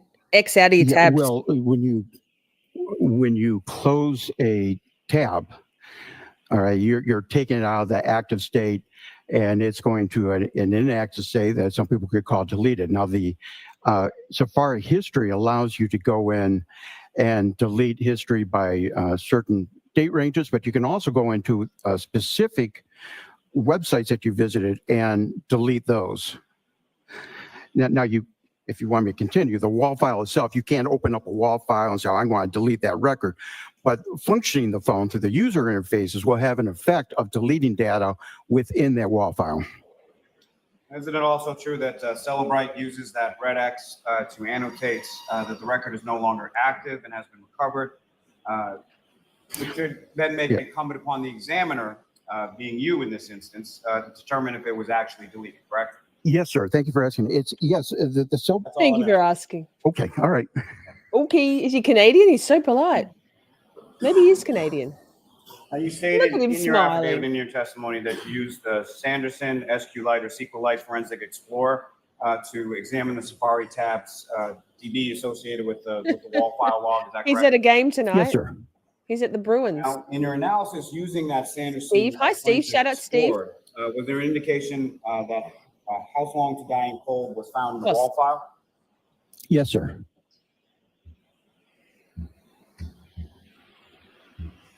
Now, with regard to that, did you independently verify the cause of that timestamp that you observed there? Yes, sir. Now, is it your interpretation that the timestamp means the search appeared at that time solely based on the naming of the field in the database? No, sir. He's got big earlobes. Now, can a WAL file contain items that are so new that they're not yet committed to the database? Yes, sir. That's the purpose of it. So the WAL file holds the newest information until it's merged to the database, including additions, deletions, changes, all of those items, correct? That is correct. Now, according to your affidavit, the device was in active use between 2:23 a.m. and 2:31 a.m. And just to be clear, I'm talking about Ms. McCabe's device, correct? Yeah, Correct. Jennifer McCabe. Jennifer And, McCabe. what other searches did you see at that time, and where were they performed? I'm sorry. Can you repeat that? I couldn't quite hear you. Searches did you observe in that time? Keep your voice Where up, were they Lally. performed?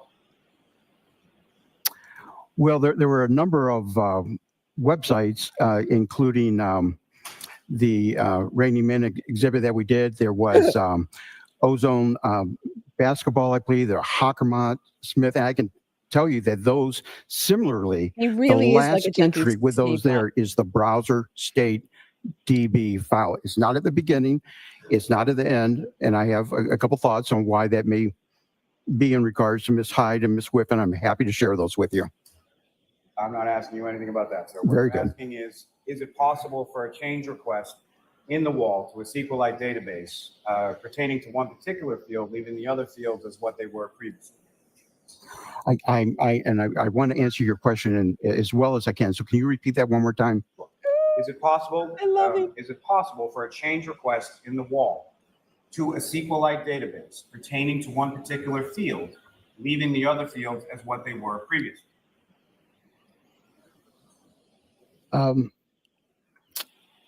So I'm having a little trouble answering this. So, if I'm understanding correctly, when the WAL file gets written to the database, and could that have made the change ending with this deleted record? Is that the question? I'm sorry. I want to answer you. I'm just That's a okay. little lost on how you're asking And it. the question? Sorry? Do you not understand the question? Not how you Why ask don't you it. move on, Mr. Maren? So is it possible that the URL field, which has the website name, was updated to the newest search while the timestamp retained the original search? Is that possible? No, not the way on this particular phone and this particular iOS, and also with the user interacted with it, that it would have been at the 227 or before. The way this very specific iOS was happening, that is consistent with all the other ones that I observed out there on the phone related to specific web searches and activity. Is it possible that the search for How Long to Die in the Cold at 6:24 a.m. was the most recent search completed in the tab? Oh, well, not in that tab, but I certainly agree with you that there was a second search done at around that time. Now, is it also possible that the search that you assert took place at 2:27 and 40 seconds in the morning is the same as the search that took place at 6:24:51 a.m. for that same search? Yeah, that's inconsistent with the actual data I'm seeing on this actual phone with this precise iOS version. Now, as far as the search in Safari with the string, as far as the smotot.apple.com included, is it, you recall that search as far as being a suggestion from Apple, from the iOS, as far as the search with how long to digest food? Pause. Oh, how? Okay, I didn't hear your whole question, but I heard the last part about how long to digest food. So Speak I up, can Lally. opine on that. So my feeling on that is when the How Long to Die was put in, that was most likely a Apple suggestion. And I've done some testing now.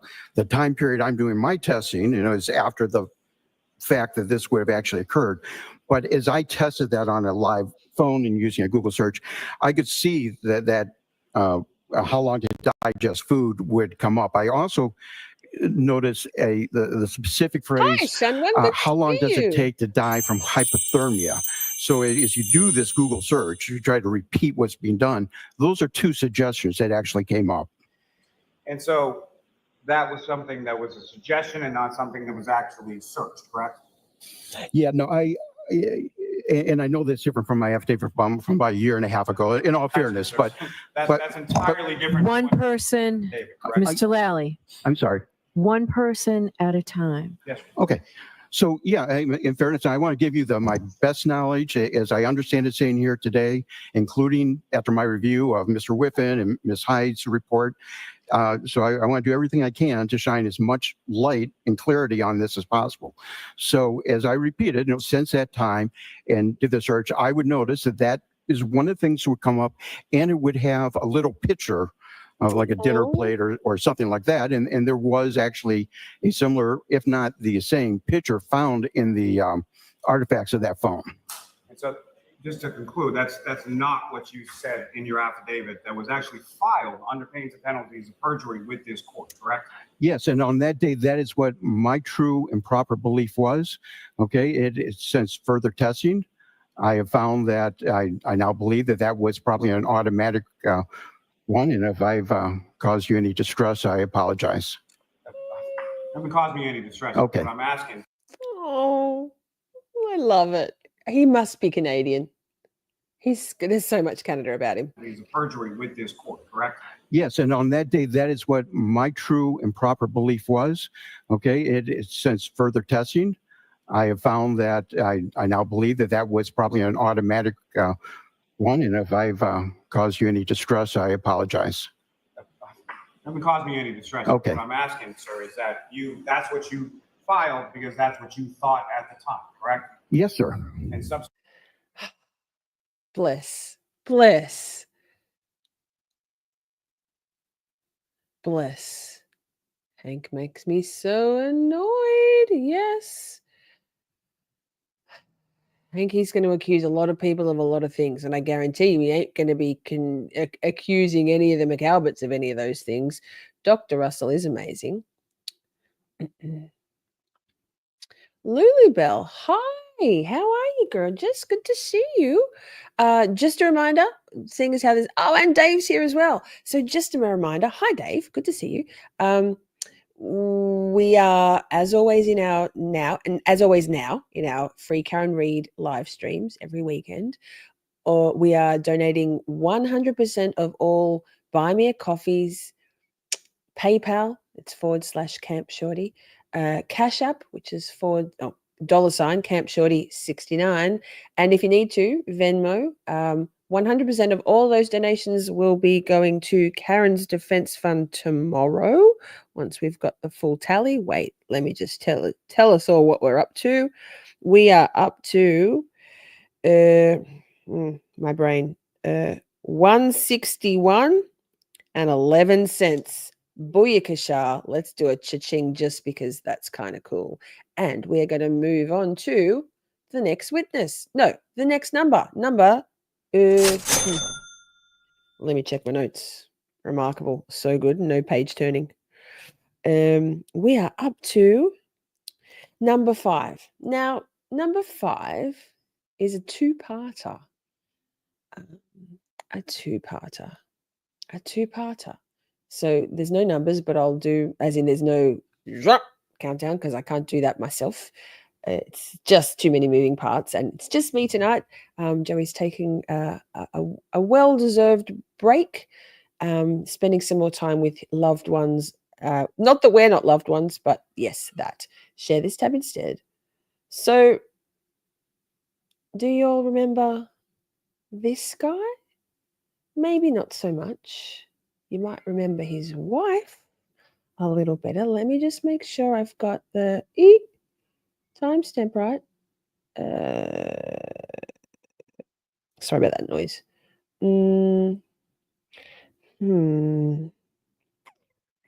I feel like I need to go back a little. Pause. According to my notes, I do. God only knows. Let's go. Number 5, part 1. There's a few clips for each. Varsity game. And about what time did that game get over? More fucking Lally. The varsity game? It went into overtime. It was a back and forth game. It later than usual. I don't remember the exact time. 1. We lost. And Foxborough won. Oh, YouTube. Sort of parents of other children that are on the team. Right. Yes. Pammy And Coggin as far coming in as, hot. Anyway, YouTube can suck my dick for skipping back. That's fine. Thanks, YouTube. At least it didn't skip forward. Hey, Pammy just bought another 3 coffees. Bought 3 coffees. Thank you, Pammy. Going on the tally. Going on the list. I'll take any motherfucker's money if he giving it away. Shit. Thanks, YouTube. Let's see if we can get closed captions on this one. Is that who you sat with? Yay! on this occasion, if you recall? I believe so. And your wife, did she come to one or both games? She came to the second game, the varsity game. Free Karen Read, Pammy. And about what time did that game get over? The varsity game? It went into overtime. It was a back and forth game. It later than usual. I don't remember the exact time. 1. We lost. Foxborough won. Yikes. Now, following that, following the basketball game, where did you go from there? As usual, we waited for our players to come out, our daughters to come out. And they're the same group of parents were deciding if we should continue, go out somewhere, get something to eat. I was hungry. Anybody who knows me doesn't get between me and my food, so I was very hungry, so wanted to get something to eat. And where did you decide to go? Went to the waterfall. Is that somewhere that you had been before? Yes. Now, with regard to the waterfall, as far as the other parents were concerned, what, if any, other parents from the ones that you described, as far as the ones you sit with at the game, who, if anyone else? Jennifer and Matt McCabe. Thank you, Sean Wang. And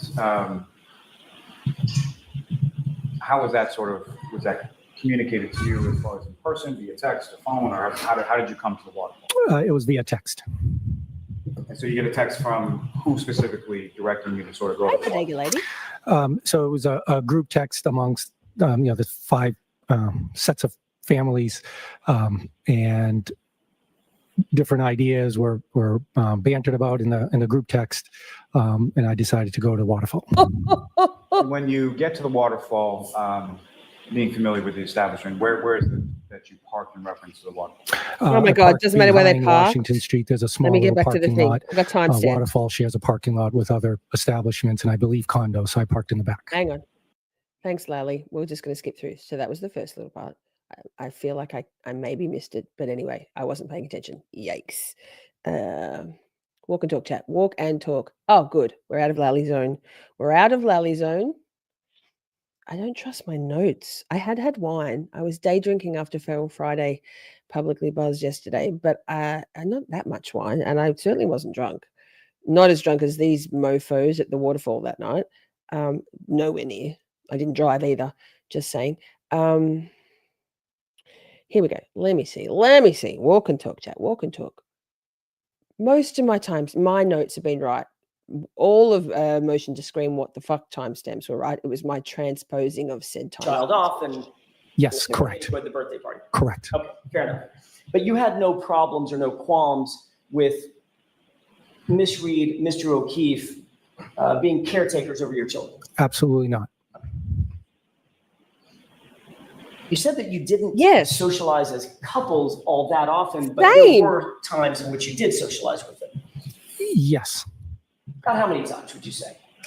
A handful of times, maybe. Okay, 5 or 6?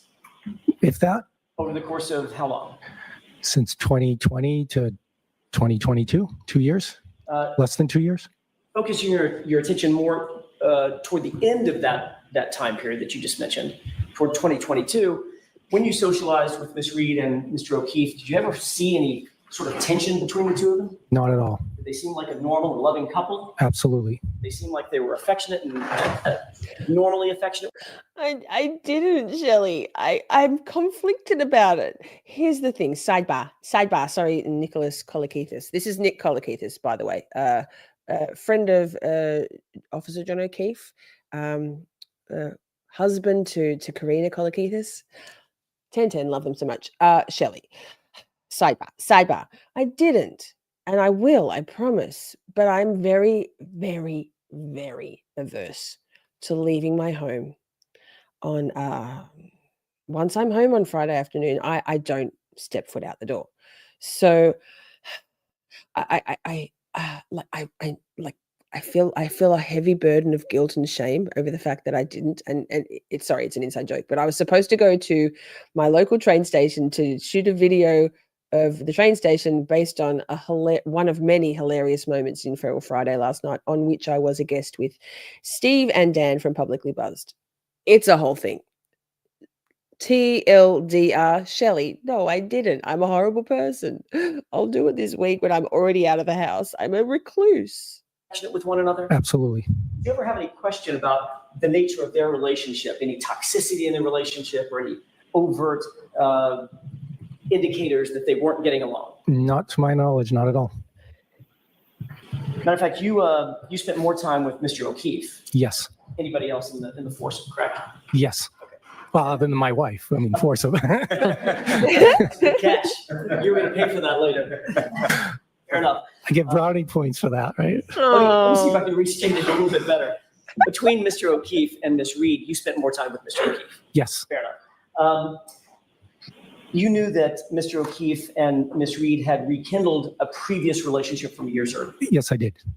So that was beautiful. Brownie points. One more little clip from Nick Kolokithas while I'm trying not to cough, because vapes are good for you. Walk and talk, chat. Walk and talk. Wait. Back it up like a dump truck. In fact, I noticed the opposite. Describe that. They were affectionate toward each other, loving toward each other, and to the point where my wife even made a comment, why are you not like that with me? You had something to live up to. Yes. That's why I needed the brownie points earlier. Love. See, have we ever smiled so much when reviewing witness testimony from the Karen Reed trial V1? Nope, never. Cheers to recluses. Cheers. It's a whole vibe. Pammy said last night was bonkers funny. Oh my God, it so was. It was great. If you want a place to let your hair down, have like tears streaming down your face, wheezing, laughing, the place to be is Feral Friday on Publicly Buzzed. It starts off on YouTube and then we head over to Kick.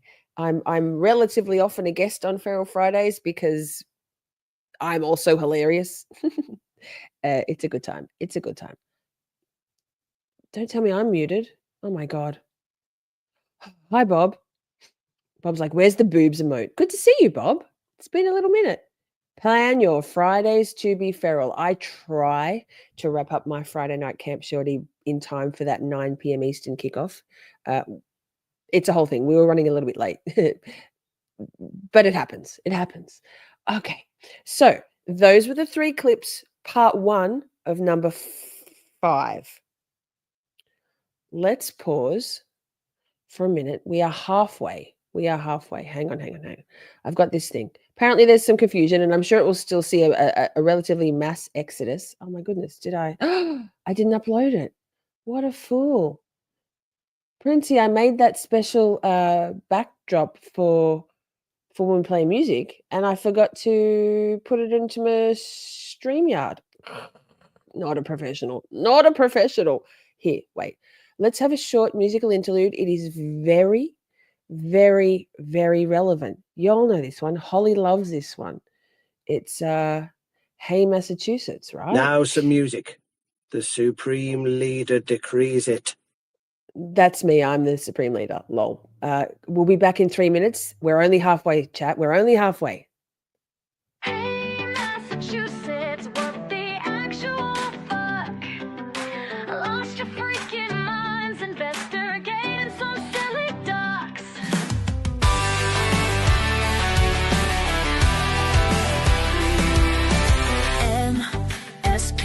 Please explain to us all why your best men don't falter. Y'all never let them fall. Why do your men use our resources on inconsequential fluff while they turn a blind eye to science, physics, and stuff? Go to homes of citizens who've done nothing wrong while murderers are out there walking free among us. Oh, Massachusetts, please explain it to us. Hey, Massachusetts, what the actual fuck? Lost your freaking minds investigating some silly ducks. When using the gold standard, y'all celebrate. Tell us, why can't you ever seem to get it right? You expect we'll believe the data isn't there. You truly imagine that Massachusetts don't care. Well, I've got news for you. The whole world is spying. Consider yourselves on notice. This bullshit we ain't buying. Oh, Massachusetts, please explain it to us. Hey, Massachusetts, what the actual fuck? Lost your freaking minds investigating some silly ducks. Hear us, we are outraged, we are mad, this is it. We ain't taking no more of this fucking shit. Oh, Massachusetts, won't you explain it to us? Do something about it. MSP, for the love of the Commonwealth, please explain it to us.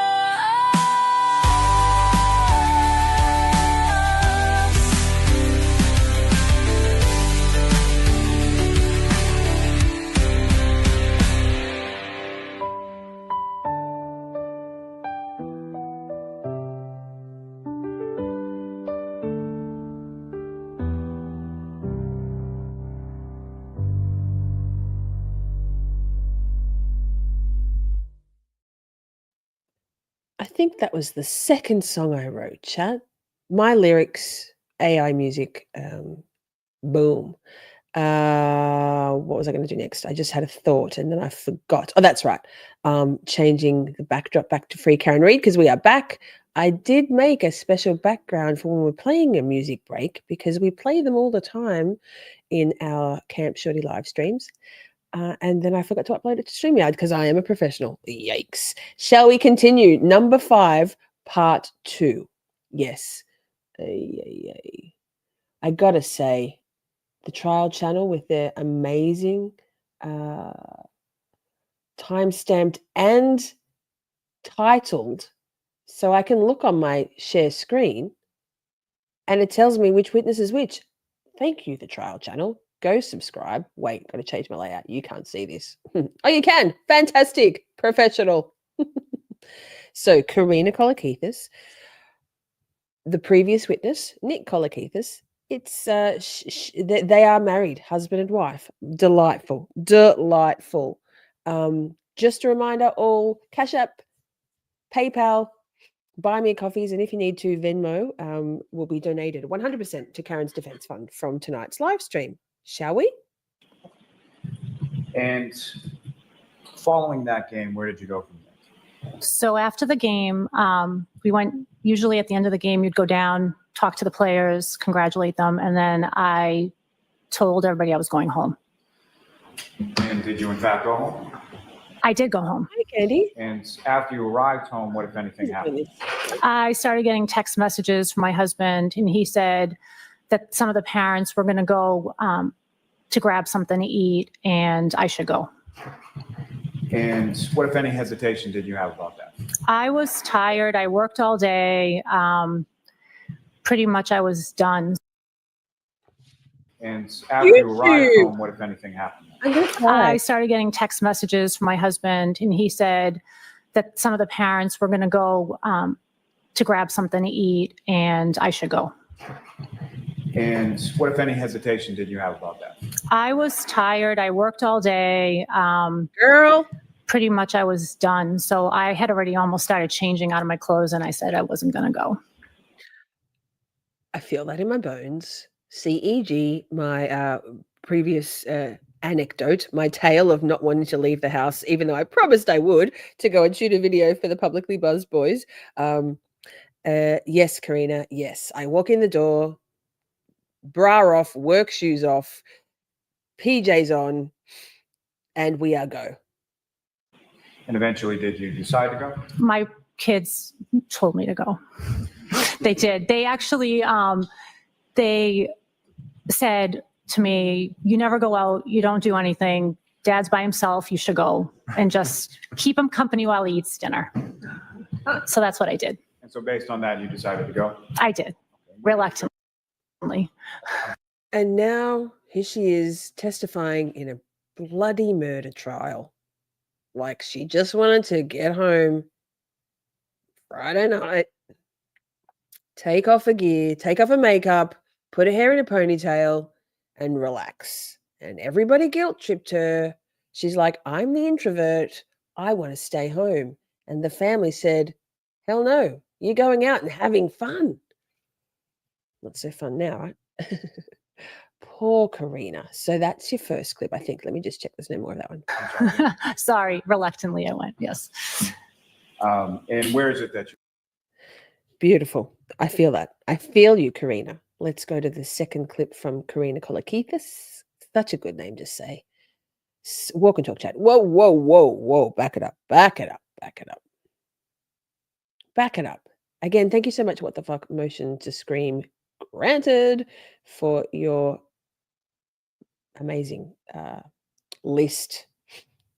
I compiled the list, dropped it into the Discord, and then our girl What the Fuck said, on it. Here, hold my beer.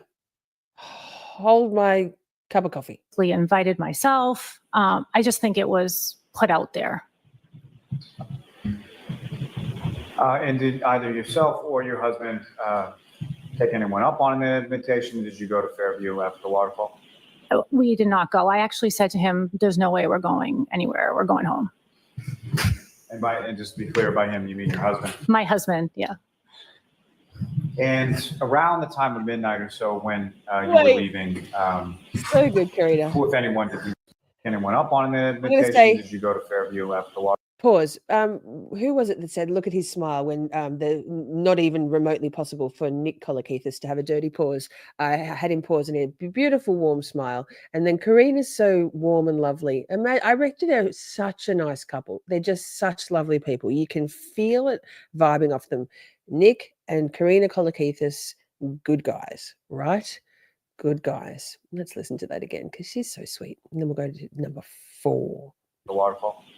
We did not go. I actually said to him, there's no way we're going anywhere. We're going home. And just to be clear, by him, you mean your husband. My husband, yeah. And around the time of midnight. Okay, Lally. Thanks, mate. We can't with you, Lally. We can't with you, Lally. Yes, she's very introverted with an extroverted husband, right? Yes. Going out is not Karina's love language, but I feel like it's probably Nick's. So that. Okay. So we're up to, just a reminder. Yes. Thank you, Princey. If you hit that little heart that hovers just above the chat bar, that on top of the like button, and I hope you've hit the like. If you hit that little heart, it does tell the YouTube algorithm that you're enjoying the stream and helps push our content or this stream into the suggested feeds. And we could use the numbers, right? She seems very kind, right? God, Lally is worthless. I can't with Lally either, says Pokemon. Wait.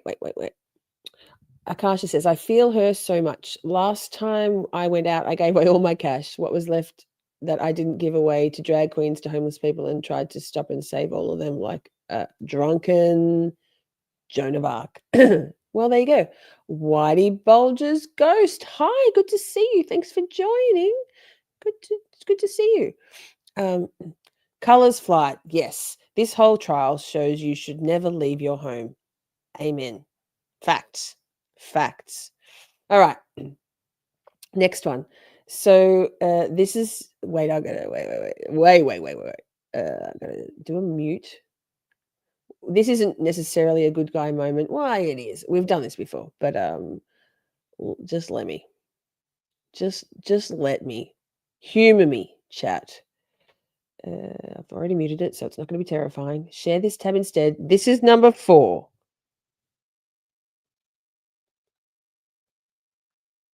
It's muted on purpose, intentionally, so we don't have the horror of the horror. Oh, Bev.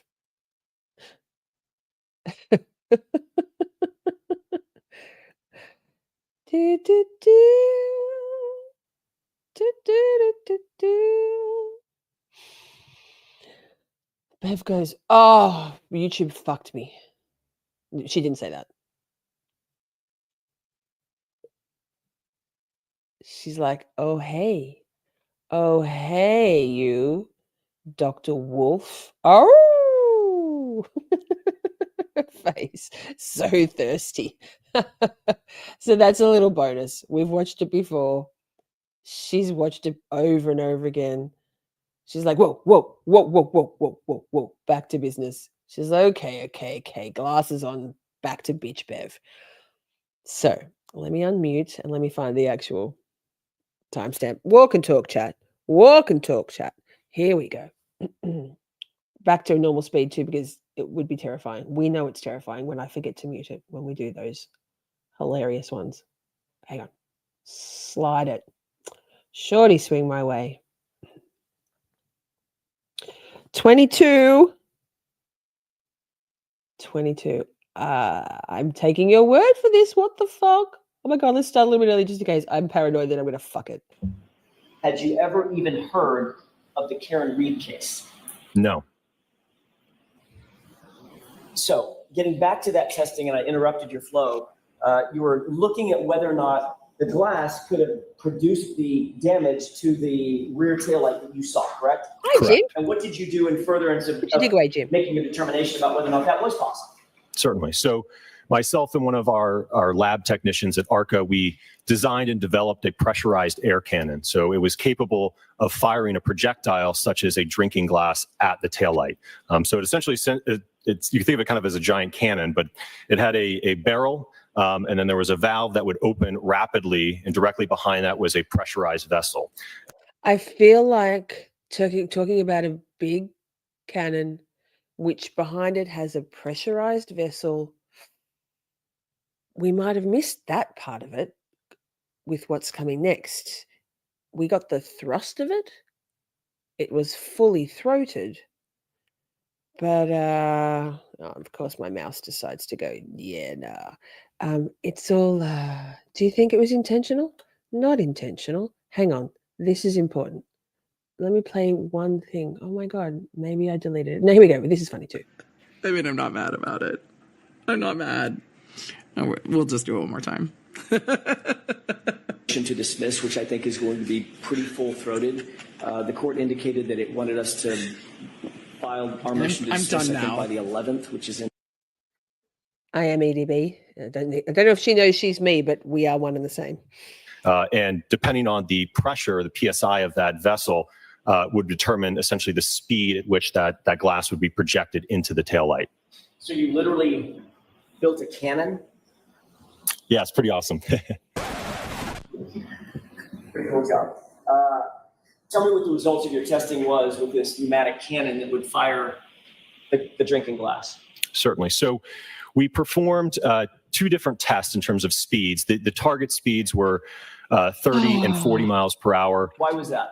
Well, so with consultation with Dr. Rentschler, he indicated that is a reasonable speed at which an adult male or an individual, for that matter, could throw a drinking glass at the taillight. Had anybody up to that point, told you any specific, let me see if I can rephrase that. Had anybody indicated that there was any evidence whatsoever that John O'Keefe had thrown a drinking glass at the taillight? No. Was this enough? No. So we built a cannon and all of that phallic cannon stuff. One more clip from Dr. Wolf. Sir, check my temperature. Oh, not that kind of doctor. Yikes. Walk and talk, chat. Walk and talk. Wait. Oh, beautiful. Doctor, in your expert opinion, based on all your testing, is the damage to the taillight that you saw consistent with striking a human head? No. In your expert opinion, is the damage to the taillight consistent with striking a human arm? No. Thank you. That's all I have. All right, jurors, we will take our morning recess. Crash Daddy's told us that the car did not hit. Right, chat? The dimples. Very much the dimples. Not that we would ever objectify any man other than Dr. Wolf. Look at how much fun he had on his face. He's such a cutie. Lovely. He does love his job. It was for science, okay? Like, right? Science. So that was number 4. Oh, excellent. We have a little clippy clip. No, have we? Do we? Wait. Yes, we do. Yikes. Share this tab instead. Another short clip. This was from, again, 5 days ago. Same standout that we featured in the last clip we watched. News clip. A little break before we do the final 3. Well, David, some of these demonstrators, I'd say, they are out here every weekend. That includes some of the folks we spoke with this morning here at this demonstration in Dedham. But what they say what's different today is the fact that the timing of this, the fact that jury selection for the second murder trial is going to begin on Tuesday. Now, for Karen Reed's second murder trial, obviously we know the story that she's accused of hitting and killing her boyfriend, John O'Keefe, with her vehicle. Her defense team says she was framed. Supporters out here, they certainly agree with that. But what's also different, Jennifer and David, is the fact that for this upcoming trial, they have Judge Beverly Canoni. She's extended the buffer zone up to 200 feet around Norfolk Superior Court. So this is really one of the last opportunities supporters have to make their voices heard before that trial gets underway. People are not going to be able to hold signs or wear clothing that favors one side or the other in that side, that buffer zone. They'll also not be able to use bullhorns or other devices to make themselves heard. And organizers of today's standouts say they will have demonstrations in several locations across the state. This is one of the largest ones here in Dedham, but we are told they are happening in Canton, Worcester, New Bedford, Stoneham, and really all across our area throughout the day. Reporting live in Dedham this morning, Matt Reed, WCVB News Center 5. Thanks, babe. Love your work. No. Next. No. Number three. It's in my ear still. Ah. Oh, I feel like. Wait, I'm going to go back. I don't even know what these. No, it's 10 minutes. We've watched it already. Lisa. Trial channel. Hi. Thank you for being here. We are featuring clips. 100% of our clips from tonight's channel, tonight's live stream are from your channel, your phenomenal channel, your growth on your channel. Yikes, the full thrust of it. It's fully throated, the growth of your channel. You're already up to almost 14,000 subscribers. It's up 3,000 since I started watching your channel and joined as a member about 6 weeks ago. Less. Bravo. Hi, Kathy. How is it starting on Tuesday? I think that was 5 days ago. They were talking about jury selection. It was a 5 days ago clip. That. Dr. Marie Russell, number three. So the trial channel, you are amazing. I appreciate you so freaking much. Here. Round of applause for the trial channel.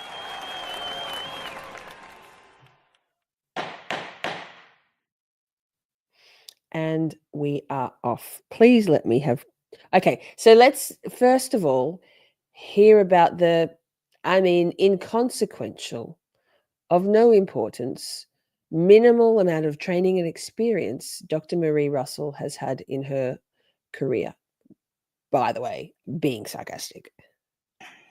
Can you tell us what your education, starting with your education training and background is that qualifies you as an emergency physician, starting with your education all the way back to college? Closed caption says no.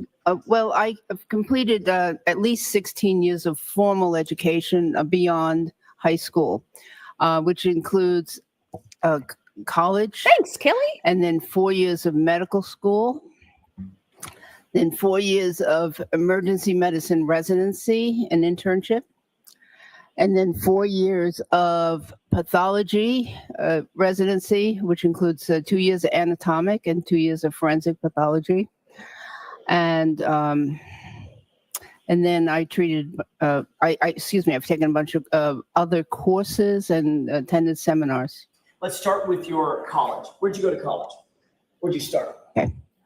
MIT. I did my first year at MIT where I took my pre-med courses. And then what happened after that? By the way, about what year was that? Oh, that was in 1972 to 73. Where did you go after? 4 years Not me. Of pathology residency, which includes 2 years of anatomic and 2 years of forensic pathology.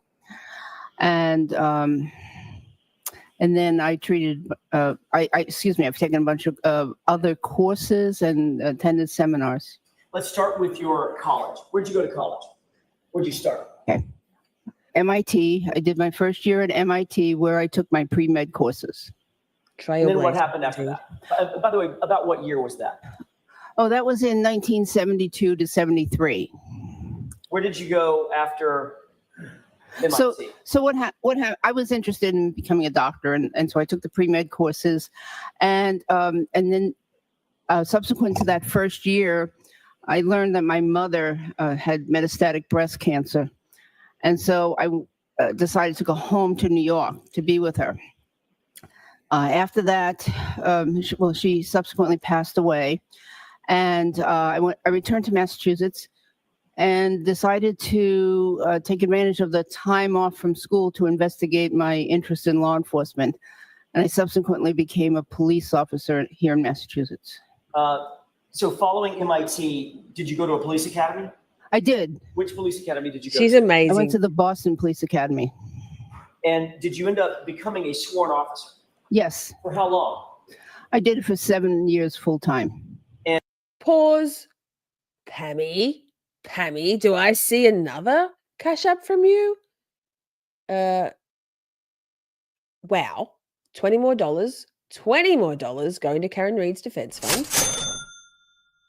I'll take any motherfucker's money if he giving it away. Shit. Thank you so much, Pammy. And Joe Schmo taking another break from cooking. Amazing. You're making me hungry. It's only 10:30 in the morning here, but yes, hungry. I love lasagna also. I want to be Dr. Russell in another life. Pammy, same. In your earthly body, per Laurie Vallow, Dabo. Yikes, she is phenomenal. Not Laurie Vallow Dabo, Dr. Marie Russell. So, update on the donations to Karen's Defense Fund. We are up to $196.11. Boom. Boom, chat. Boom. I think we can surely get to 200. Surely. And don't call me Shirley. We link you every time. Every time we do. That's how we do it here. That's how we do it here. Rising seas lift all ships, the Trout channel. My life is immeasurably better because of finding your channel, both in my private Lisa life and in my Camp Shorty streaming life. Couldn't do it without you, the Trout channel. Seriously. Like 10, 14 stars out of 10. 14 stars out of 5 even. Like literally so good. Your work is phenomenal. And what department did you work for? I worked for the City of Malden Police Department. What years was that, if you could give me a range? From 1977 to 1984. During the time that you were a Malden police officer, did you also go to school and continue your formal education? Oh, Pammy. I did.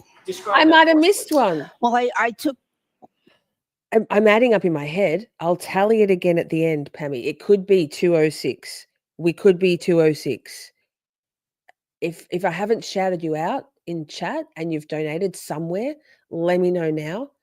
It probably is my maths because my maths ain't mathin', Pammy. I took specialized courses through the Massachusetts Criminal Justice Training Council. Objection, move to strike. All right, so I'm going to strike that. Jurors disregard that. Let me ask you this way. I don't want to get into the specifics. Okay. While you were a police officer, did you also take formal education to further your medical training or your college? Yes, I did. That's what I'm interested in. Okay. Tell us about that. Oh, yeah. So I attended Northeastern University. Not even smart. She's not even smart. Wouldn't consider Dr. Marie Russell to be an expert in any of this. I mean, give us some guy that's kind of knows something about training dogs instead. Sounds great. Right. Part-time. Wait, but pause also, Pammy, I'm going to call, you know what? I'm going to call it 206.11 because I like that number better. And if it's not, that's okay because it's all good. We can round things up. I'm not going to round it down. I'll also check it, but we're calling it 206.11, and if it's not, it is anyway.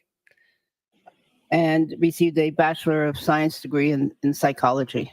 After you got your degree in psychology from Northeastern, did you go on to continue your education in medicine? I did. I attended medical school at the University of Massachusetts Medical School from 1983 to 1987. Also known as UMass? Yes. Did you ultimately end up with a medical degree? Did. Doctor. After you became a doctor, did you engage in a residency? Yes. What years was the residency, that first residency? So the first residency was from 1987 to 1991, and that was in Los Angeles at the Los Angeles County University of Southern California Medical Center. Is that also known as LAUSC? It was at the time, yes. And that's associated with the University of Southern California Medical Center, is that right? Yes. After your first residency, by the way, what was your first residency in? What was the subspecialty? So it was in emergency medicine, and USC is a very large trauma center. How would you describe the size and volume of the USC Trauma Center? Well, it's one of the busiest in the United States. After your first residency in emergency medicine, did you do a second residency? Wait. Yes. I'm What getting all was the caught up and subspecialty tangled in up that in my second things. First. We have to draw from last weekend, and I meant to do that halfway, and I forgot. So we'll do that in a second. Who's this? Simi said we have to get the trial channel on as a guest. I'd love to. the trial channel doesn't love the trial channel's voice and uses AI for the trial channels if ever there's a need for any voiceover or narration on their content. So we'll have to work on them. Yeah, they're going to have to voir dire Arca again, right? Hey, still haven't got a drum roll sound effect, but I can do that. But shall we? Boobs did disappear, Bob. I knew you were going to ask about it. Bob, I'm so sorry. I have a finite number of members only emotes, and I have to make some serious decisions when I decide what to put in and what to put out to swap in and out. And I'm sorry that the boobs emote is gone. You can do it with a couple of parentheses and some dots and a Y in the middle. This is tiny. The odds are ever in your favor for this one. So this is all of our donations to the channel last weekend. I'm the worst grifter in the history of grifting. There's like 10 names, although we only did one stream last week, like one night, because I had a migraine. So drum roll, please. Whoever wins this, I've got one in my fingers, gets to pick out a t-shirt from the Miss Shorty merch store. I am wearing the Rehome the McAlberts at the moment. Boom, size small. Here it is. I've got it in my hot little hands. They're not here tonight. Oh my goodness, very good stickies. If you see Ava's mom, wait. If you see Ava's mom in chat on the YouTube streets, congratulations, Ava's mom. You get to choose any shirt or top, t-shirt or top, off the Miss Shorty merch store. Send me an email. Tell me your size, color, and design. And your, there it is. Thanks, Steph. Send your size, color, and chosen design and your postal address, and I will send it out to you, gorgeous. Ava's mom, yay. Now, Holly says, I sent you another coffee, boo. Thanks, Holly. Let me check.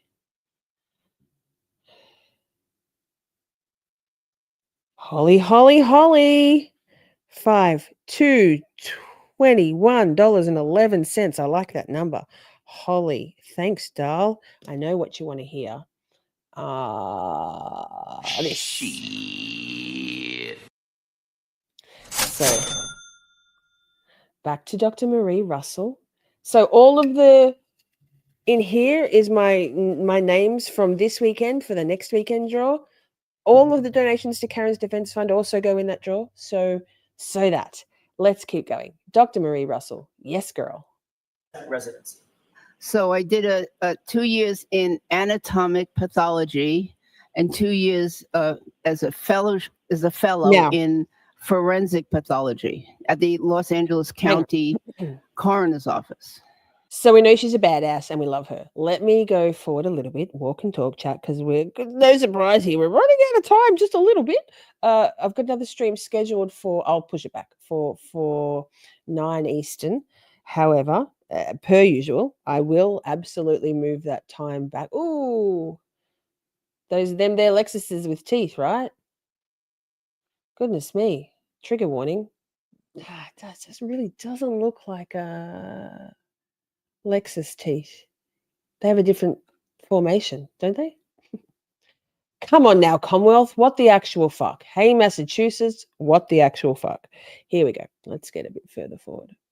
So this is Dr. Marie Russell obviously is a defense witness. Don't worry, I'm not going to. Oh, am I? Oh, I think I am. 2501. But did it? 2507. It's Lally. Fuck.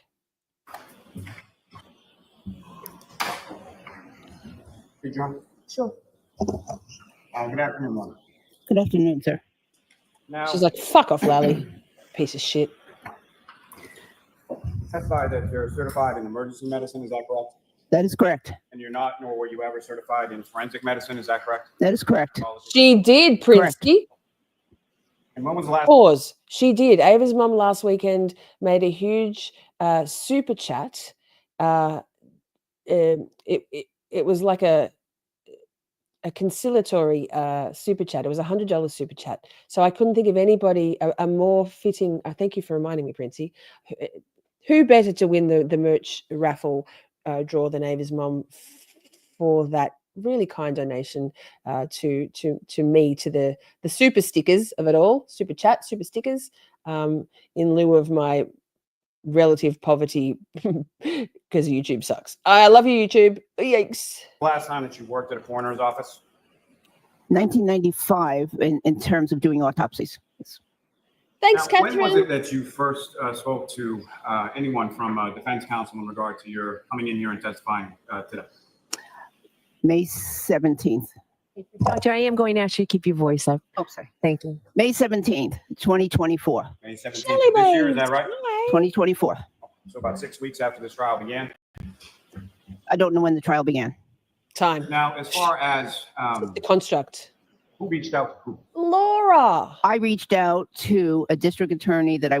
Hey, Laura, happy birthday for yesterday. Laura had her birthday yesterday. Chat, I'm sure you will, but say happy birthday to Laura. Beautiful. Fuck yeah, memberships. Let me go through this. Boop, boop, boop, boop, boop. Sliding up. Hey, yes. Welcome, new Shorty. Who got it? Washbar, welcome. Colors Flight, you've got the best voice in the history of all voices. Please, don't even. So, Laura, happy birthday for yesterday. And thank you for gifting a membership and supporting the channel. I'm just going to, my Post-it notes are very tiny. I'm going to write it, just Aussie Laura. We'll know if you win, we'll know you're Aussie Laura. That I worked with with the LA coroner's office. And then somehow that person put you in touch with Mr. Jackson, is that right? Yes. And was that also on May 17th? 17th and 18th, yes. So I'm sorry, 17th or the 18th? Which one was it that you spoke with Mr. Jackson? I didn't speak to him. You did not speak to him? Not speaking. Not verbal. Wait, chat, sidebar. Does anybody know who it was that that Dr. Marie Russell actually spoke to from the Los Angeles District Attorney's Office? I'll give you a little hint. It's someone who we know and don't love from the ASAP Rocky trial. He's a little bit of a whiner. That's who she spoke to. And also, Shanwan, thank you so much. Fuck yeah, memberships.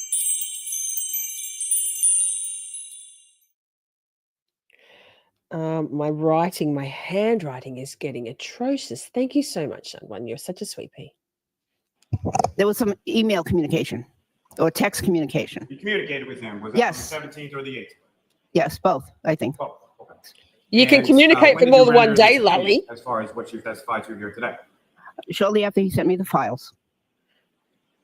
Now, in regards to those files, you testified in this court a couple days ago, correct?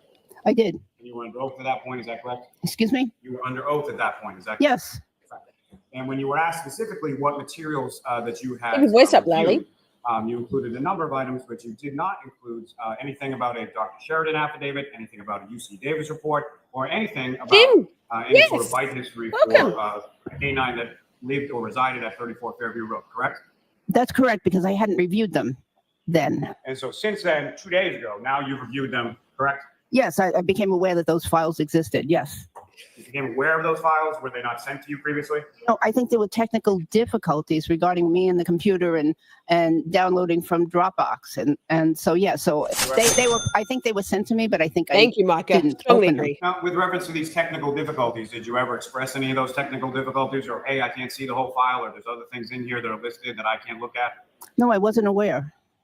And so with regard to, as far as your reaching out or contact in regard to this case, how I've did got that to go? pause my brain.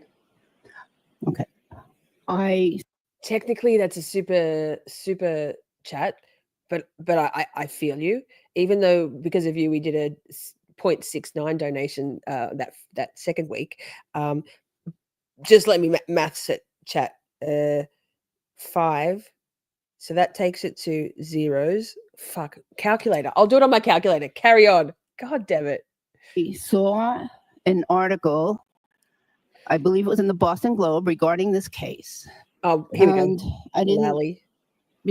initially I didn't think anything of it. Then I saw an article that indicated that there was some. I'm asking you anything about anything, any article. Lally. You saw an article in the Boston Globe Yes. about this case, is that right? Yes, And how did you come upon it? You have a subscription to the Boston Globe? I did at the time. Yes. Did at the time. What time was it? 226.69. In May.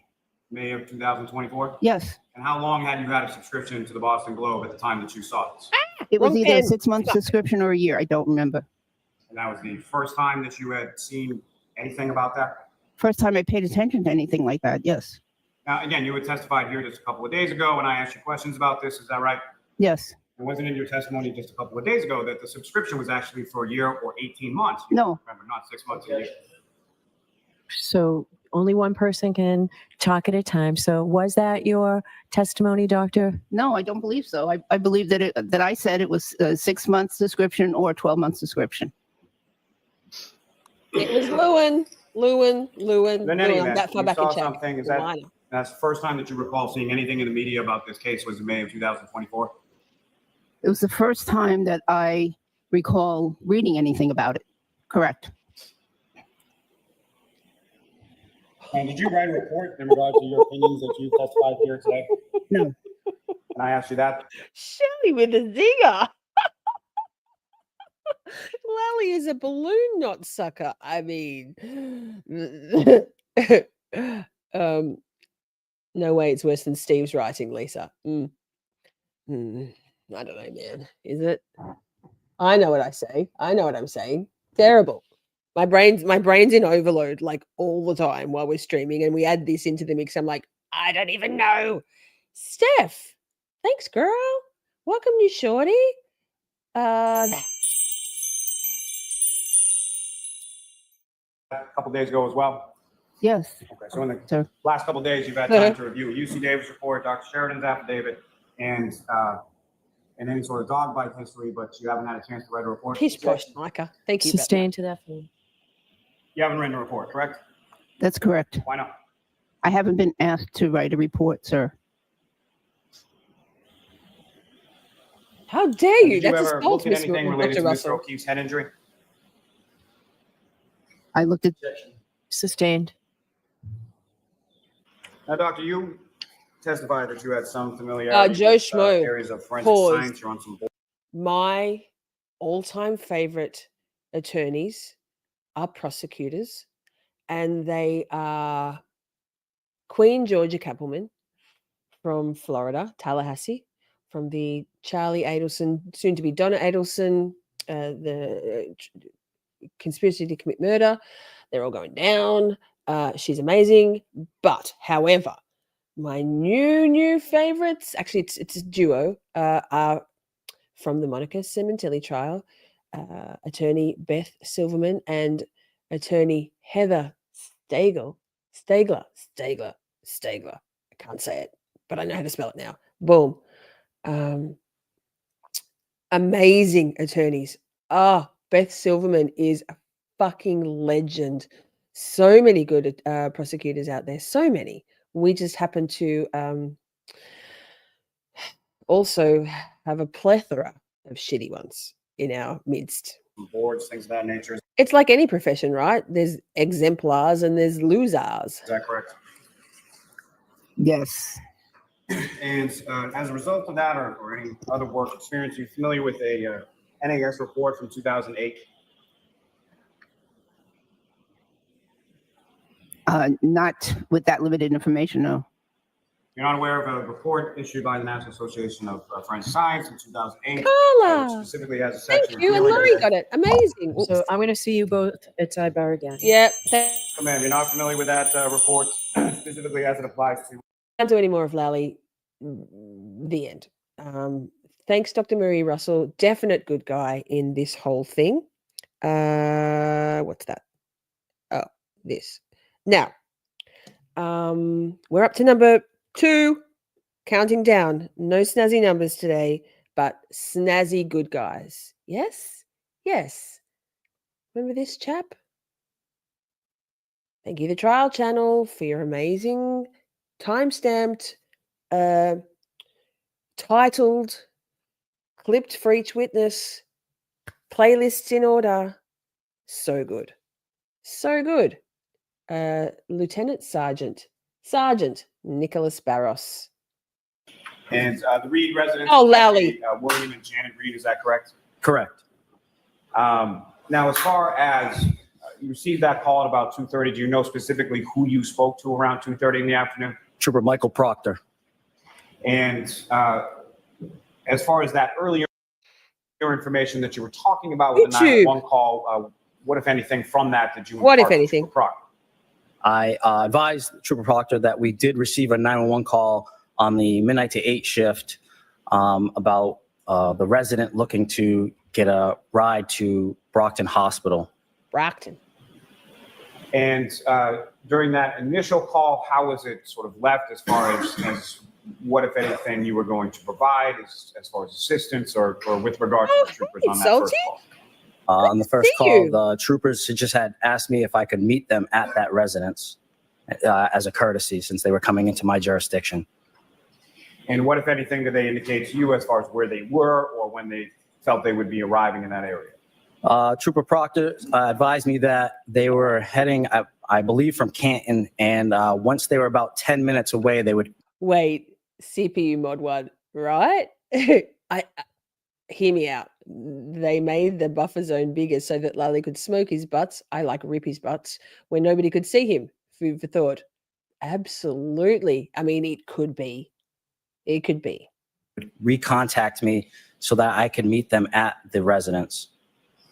And subsequently, later in that afternoon, did you receive further contact from Trooper Proctor? I did. And do you know about what time that was? I believe the first phone call was around 3 p.m. that he had called me and said that they would be there in about 10 minutes. And upon receiving that call, what, if anything, did you do?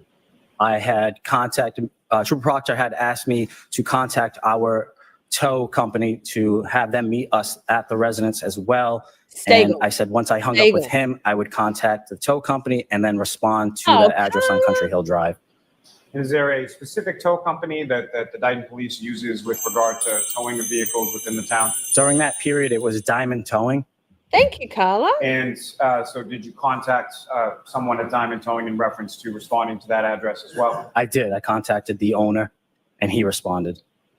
Now, as far as that area of Dayton, if you could explain to the jury sort of what you observed as you were coming down towards that residence on that day. Okay, so when I responded to that address, the address is that. Pausing for a moment so I don't interrupt the zinger that Nicholas Barros is about to deliver. Highly underrated witness, in my opinion. Although maybe not. If you didn't catch Salty Sleuth Investigates and Mr. Joe Schmo and myself last night in Camp Shorty, where we were talking about what's going on with Laurie Valo Daybell, you must check out that conversation. It was great. I wish we hadn't had that hard stop at the end with my, Feral Friday guest appearance. However, also, if you want to know more about many cases, including Laurie Valo Daybell's upcoming, just all about Laurie, the Coburger stuff, Delphi, so many deep dives on both those channels, Salty Sleuth Investigates and Joe Schmo. Go and give them a subscribe. Amazing content. It's like the trial channel, Salty Sleuth and Joe Schmo is and Emily D. Baker is my current high rotation playlist. So good. That street is off of 138. When I turned onto Country Hill Drive, I was traveling west. When I arrived on that street, I observed a black pickup truck parked on the street facing east. I was flagged down by that black pickup truck by the driver and was told that they were the troopers that I had spoke to, Trooper Michael Proctor and the other sergeant. Pause again. Sorry, Barros. I would like to write to Chris Austin. I felt Sorry, chat. If you're not familiar with the Monica Simontelli trial, you should be. If you want to watch an epic trial, it's still closing arguments. Yikes! Verdict will for sure be life without parole, guilty on all counts. But I would like to write to Chris Austin, who, spoiler alert, was one of the killers in that case, Rob Baker being the orchestrator along with Monica Simontelli. But I feel like that poor man, I know he had a part to play in that murder, but I think I'm going to seek out his address. If anybody knows how to find out how I can send letters to him, please let me know, because I feel for that man. I have so much empathy, so much empathy. Correct. And what identification did they provide to you in reference to that? They showed me their ID and their badges. And then from there, where did you proceed? I had parked my marked police vehicle at the end of the driveway since it was a snowstorm and we could not get into the driveway. And then we walked up to the residence. So when you say it was a snowstorm and we couldn't get into the driveway, can you expound upon that a little as far as explain to the jury why it was that you couldn't get into the driveway? There was about a foot of snow in the driveway.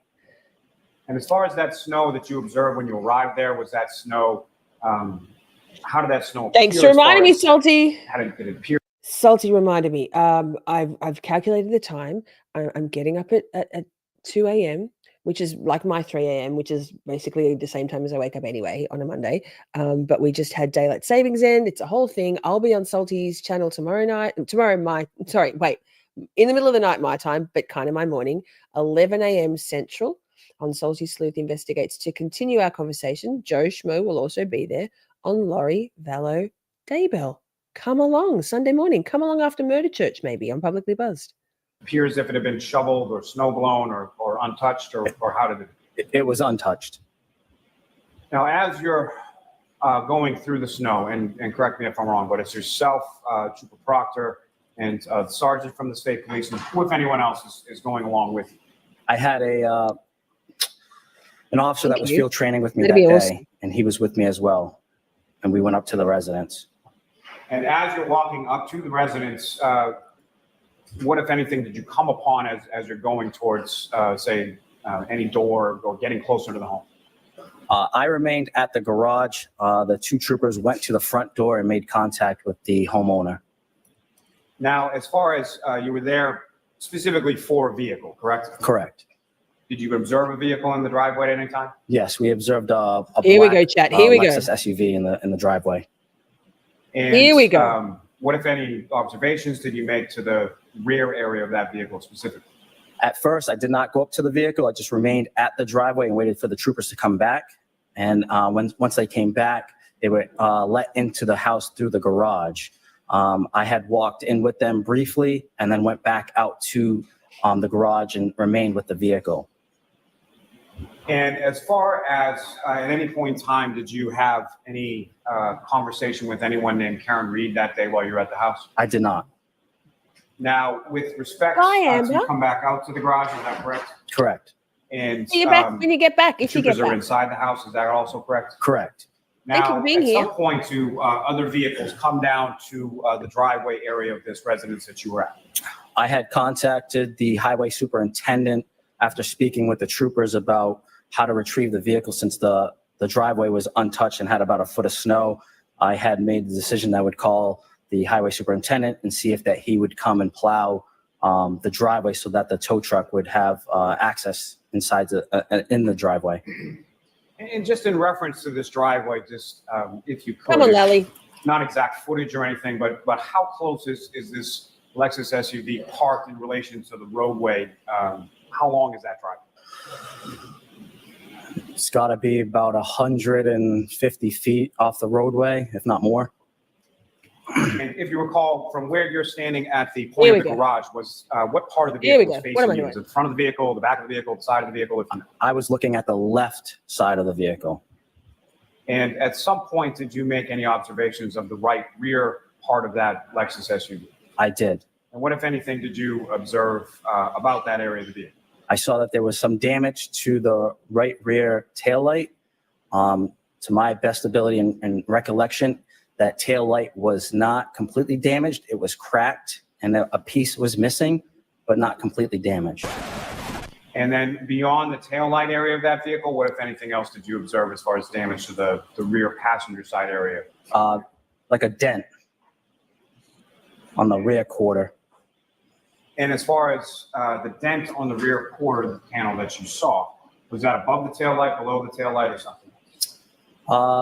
It's probably. He buried the lead there, didn't he, Lally? Whoops, yikes, he had to. Really? Not completely damaged. Not completely damaged. Not completely damaged. Thank you for doing the right thing, Sergeant Barros. From Dayton, right? Okay, chat. Exactly. See, cracked. Not 17 fucking pieces. I think it's 45, but exactly. A dent, buried the lead, cracked, but not completely damaged. Facts. Okay, chat. Dying. I've pushed back the next live stream by half an hour, but I'll bring it back depending on when we finish. We are in the next live. And the last one for this weekend's Camp Shorty, covering our part 2 of setting boundaries to take your power back with Lisa Billier and badass ex-Secret Service agent Evie Pomporus. It's been a little while since we've got round to it, but we are there. So there's a portal, a redirect already set up. It sent us there last week. Sorry about that. And I've reinitiated the correct portal so that we get to the correct destination this week. Lol. Joe says I'm probably cracked, but not completely damaged. Same. Truth tellers everywhere, we salute you. To all the good guys so far. We've had actually 10 already because Nick and Karina Kolokithas were bundled up as part 1 and 2 of number 5. We are up to number 1. Clearly, we've missed a very key good guy. Yes, we have. Shall we delight ourselves with the stoic, resolute delight that is Brian Loughran, Lucky Loughran, Lucky. Yes, we shall. Paul, you didn't tell him it was a Ford Edge, correct? Nope, told him it was a Ford Edge. You didn't tell him first that it was a small SUV? Nope, told him it was a Ford Edge. You remember at any time Paul taking you on the parking lot and showing you different vehicles and asking you if those vehicles matched what vehicle you saw? No. Nope. He wanted to make sure that what I was telling him was accurate. So he showed me what was a Ford Edge. Not me. YouTube sucks.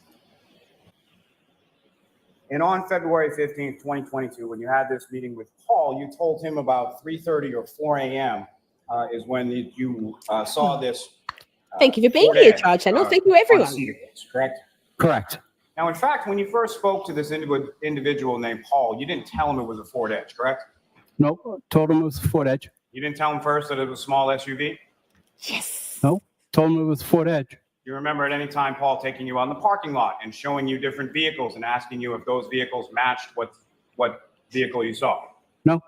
Nope. He wanted to make sure that what I was telling him was accurate.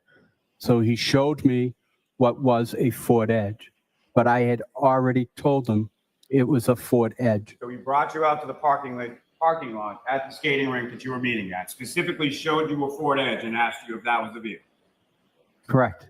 Now, do you know sort of the difference between if you were to see a Ford Edge at nighttime in a snowstorm, the difference between a Ford Edge and I love this bit. Yes. What's the difference? I love this bit. I loved it then. I love it now. Lally thought, and I'm assuming, Lally thought this guy is just a simple-minded guy who's not going to know the difference. He's not going to be able to articulate the difference between certain vehicles. Well, you know what Lally did? He thought wrong. I have a feeling that Lucky Lochran, he who drives Frankenstein, has a particular special interest in car models, shapes, sizes, and the distinctions between them. I don't think Lally banked on that. I think Lally made some presumptions based on Lucky's demeanor and simple vocabulary that he wouldn't know what's what. And guess what? Lucky knows what's fucking what. The taillights in the back. What about it? Forward edges are more round. The whole back facade is a little bit more round. The Jeep Cherokee are more square. Now, what color was this SUV that you saw? I can't tell you that. I am colorblind. Can you tell? I'm just curious, sir, as far as your color blindness, can you tell whether or not an object is dark or light just by looking at it? Or you I can see things I'm that are going back light. to it. I can see things that are dark. I can see true colors. I can't see shades of true colors. And so from what you saw, was this light or dark? Light. So also, Lally, I feel like as a prosecutor, you should know how colorblindness works. I'm sure there's been other witnesses who have testified to being colorblind. Anyway, yes, Steph, thank you. We will go back. We will go back because Lucky is far more of a delight than just that, right? Now, I want to direct your attention to when you were, your truck was essentially perpendicular to the driveway. You see the driveway in Exhibit 66? Yes, I do. When you were perpendicular to the driveway, where were your headlights pointed? In front of me. In front of the truck. I'm sorry? I love In it. front of the truck. And what were you able to see of the front lawn of the Albert residence that very first time you passed?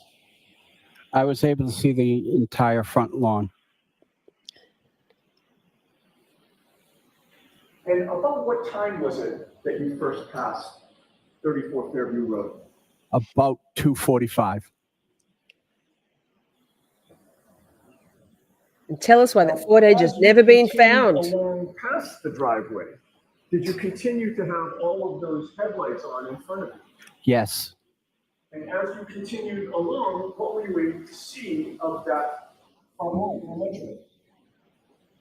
A very large portion, almost to the front steps. And now when you're plowing, where is your attention focused, sir? My attention's focused in front of me and then to the sides. Why would your attention be focused to the sides? I am trying to be aware of any side traffic, any pedestrians, and God forbid, any animals. And when you were passing the Albert residence, as you pass every Bless, bless, bless. Lucky is 100% a shorty because same Lucky, God forbid, any animals.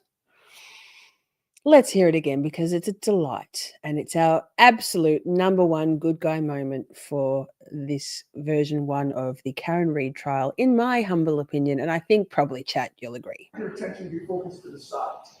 I am trying to be aware of any side traffic, any pedestrians, and God forbid, any animals. And I'm going to start when crying. You were passing. Beautiful. Sorry, Dr. Yannetti. Well, you can be my doctor and my daddy. Yikes.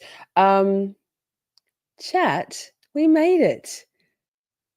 100%. This is it. Number 1. All the way. All the way. He's so cute. He is so cute. That's it, chat. We did it. Top 10 good guy moments of the Karen Reid trial, version 1. I do hope, and I'm sure there will be, that there are more of those magic moments in a sea of fiasco. How many have they got seated now? They have what, 8 jurors seated? 7. 7, I believe. I think trial might be kicking off sooner than anticipated. We'll never know. Well, we will. We won't know until it happens. What's your estimate, chat? Do you reckon they'll take all of next week to seat the rest of the jury? Akasha said that part got me right in my feels, and it doesn't happen often. Same.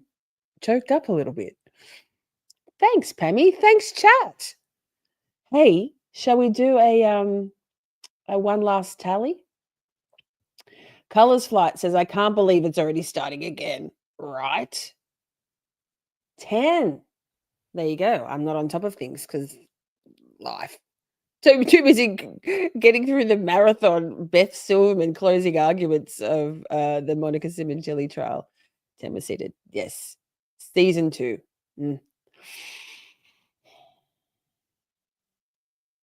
The words not guilty will be the ultimate good guys moment.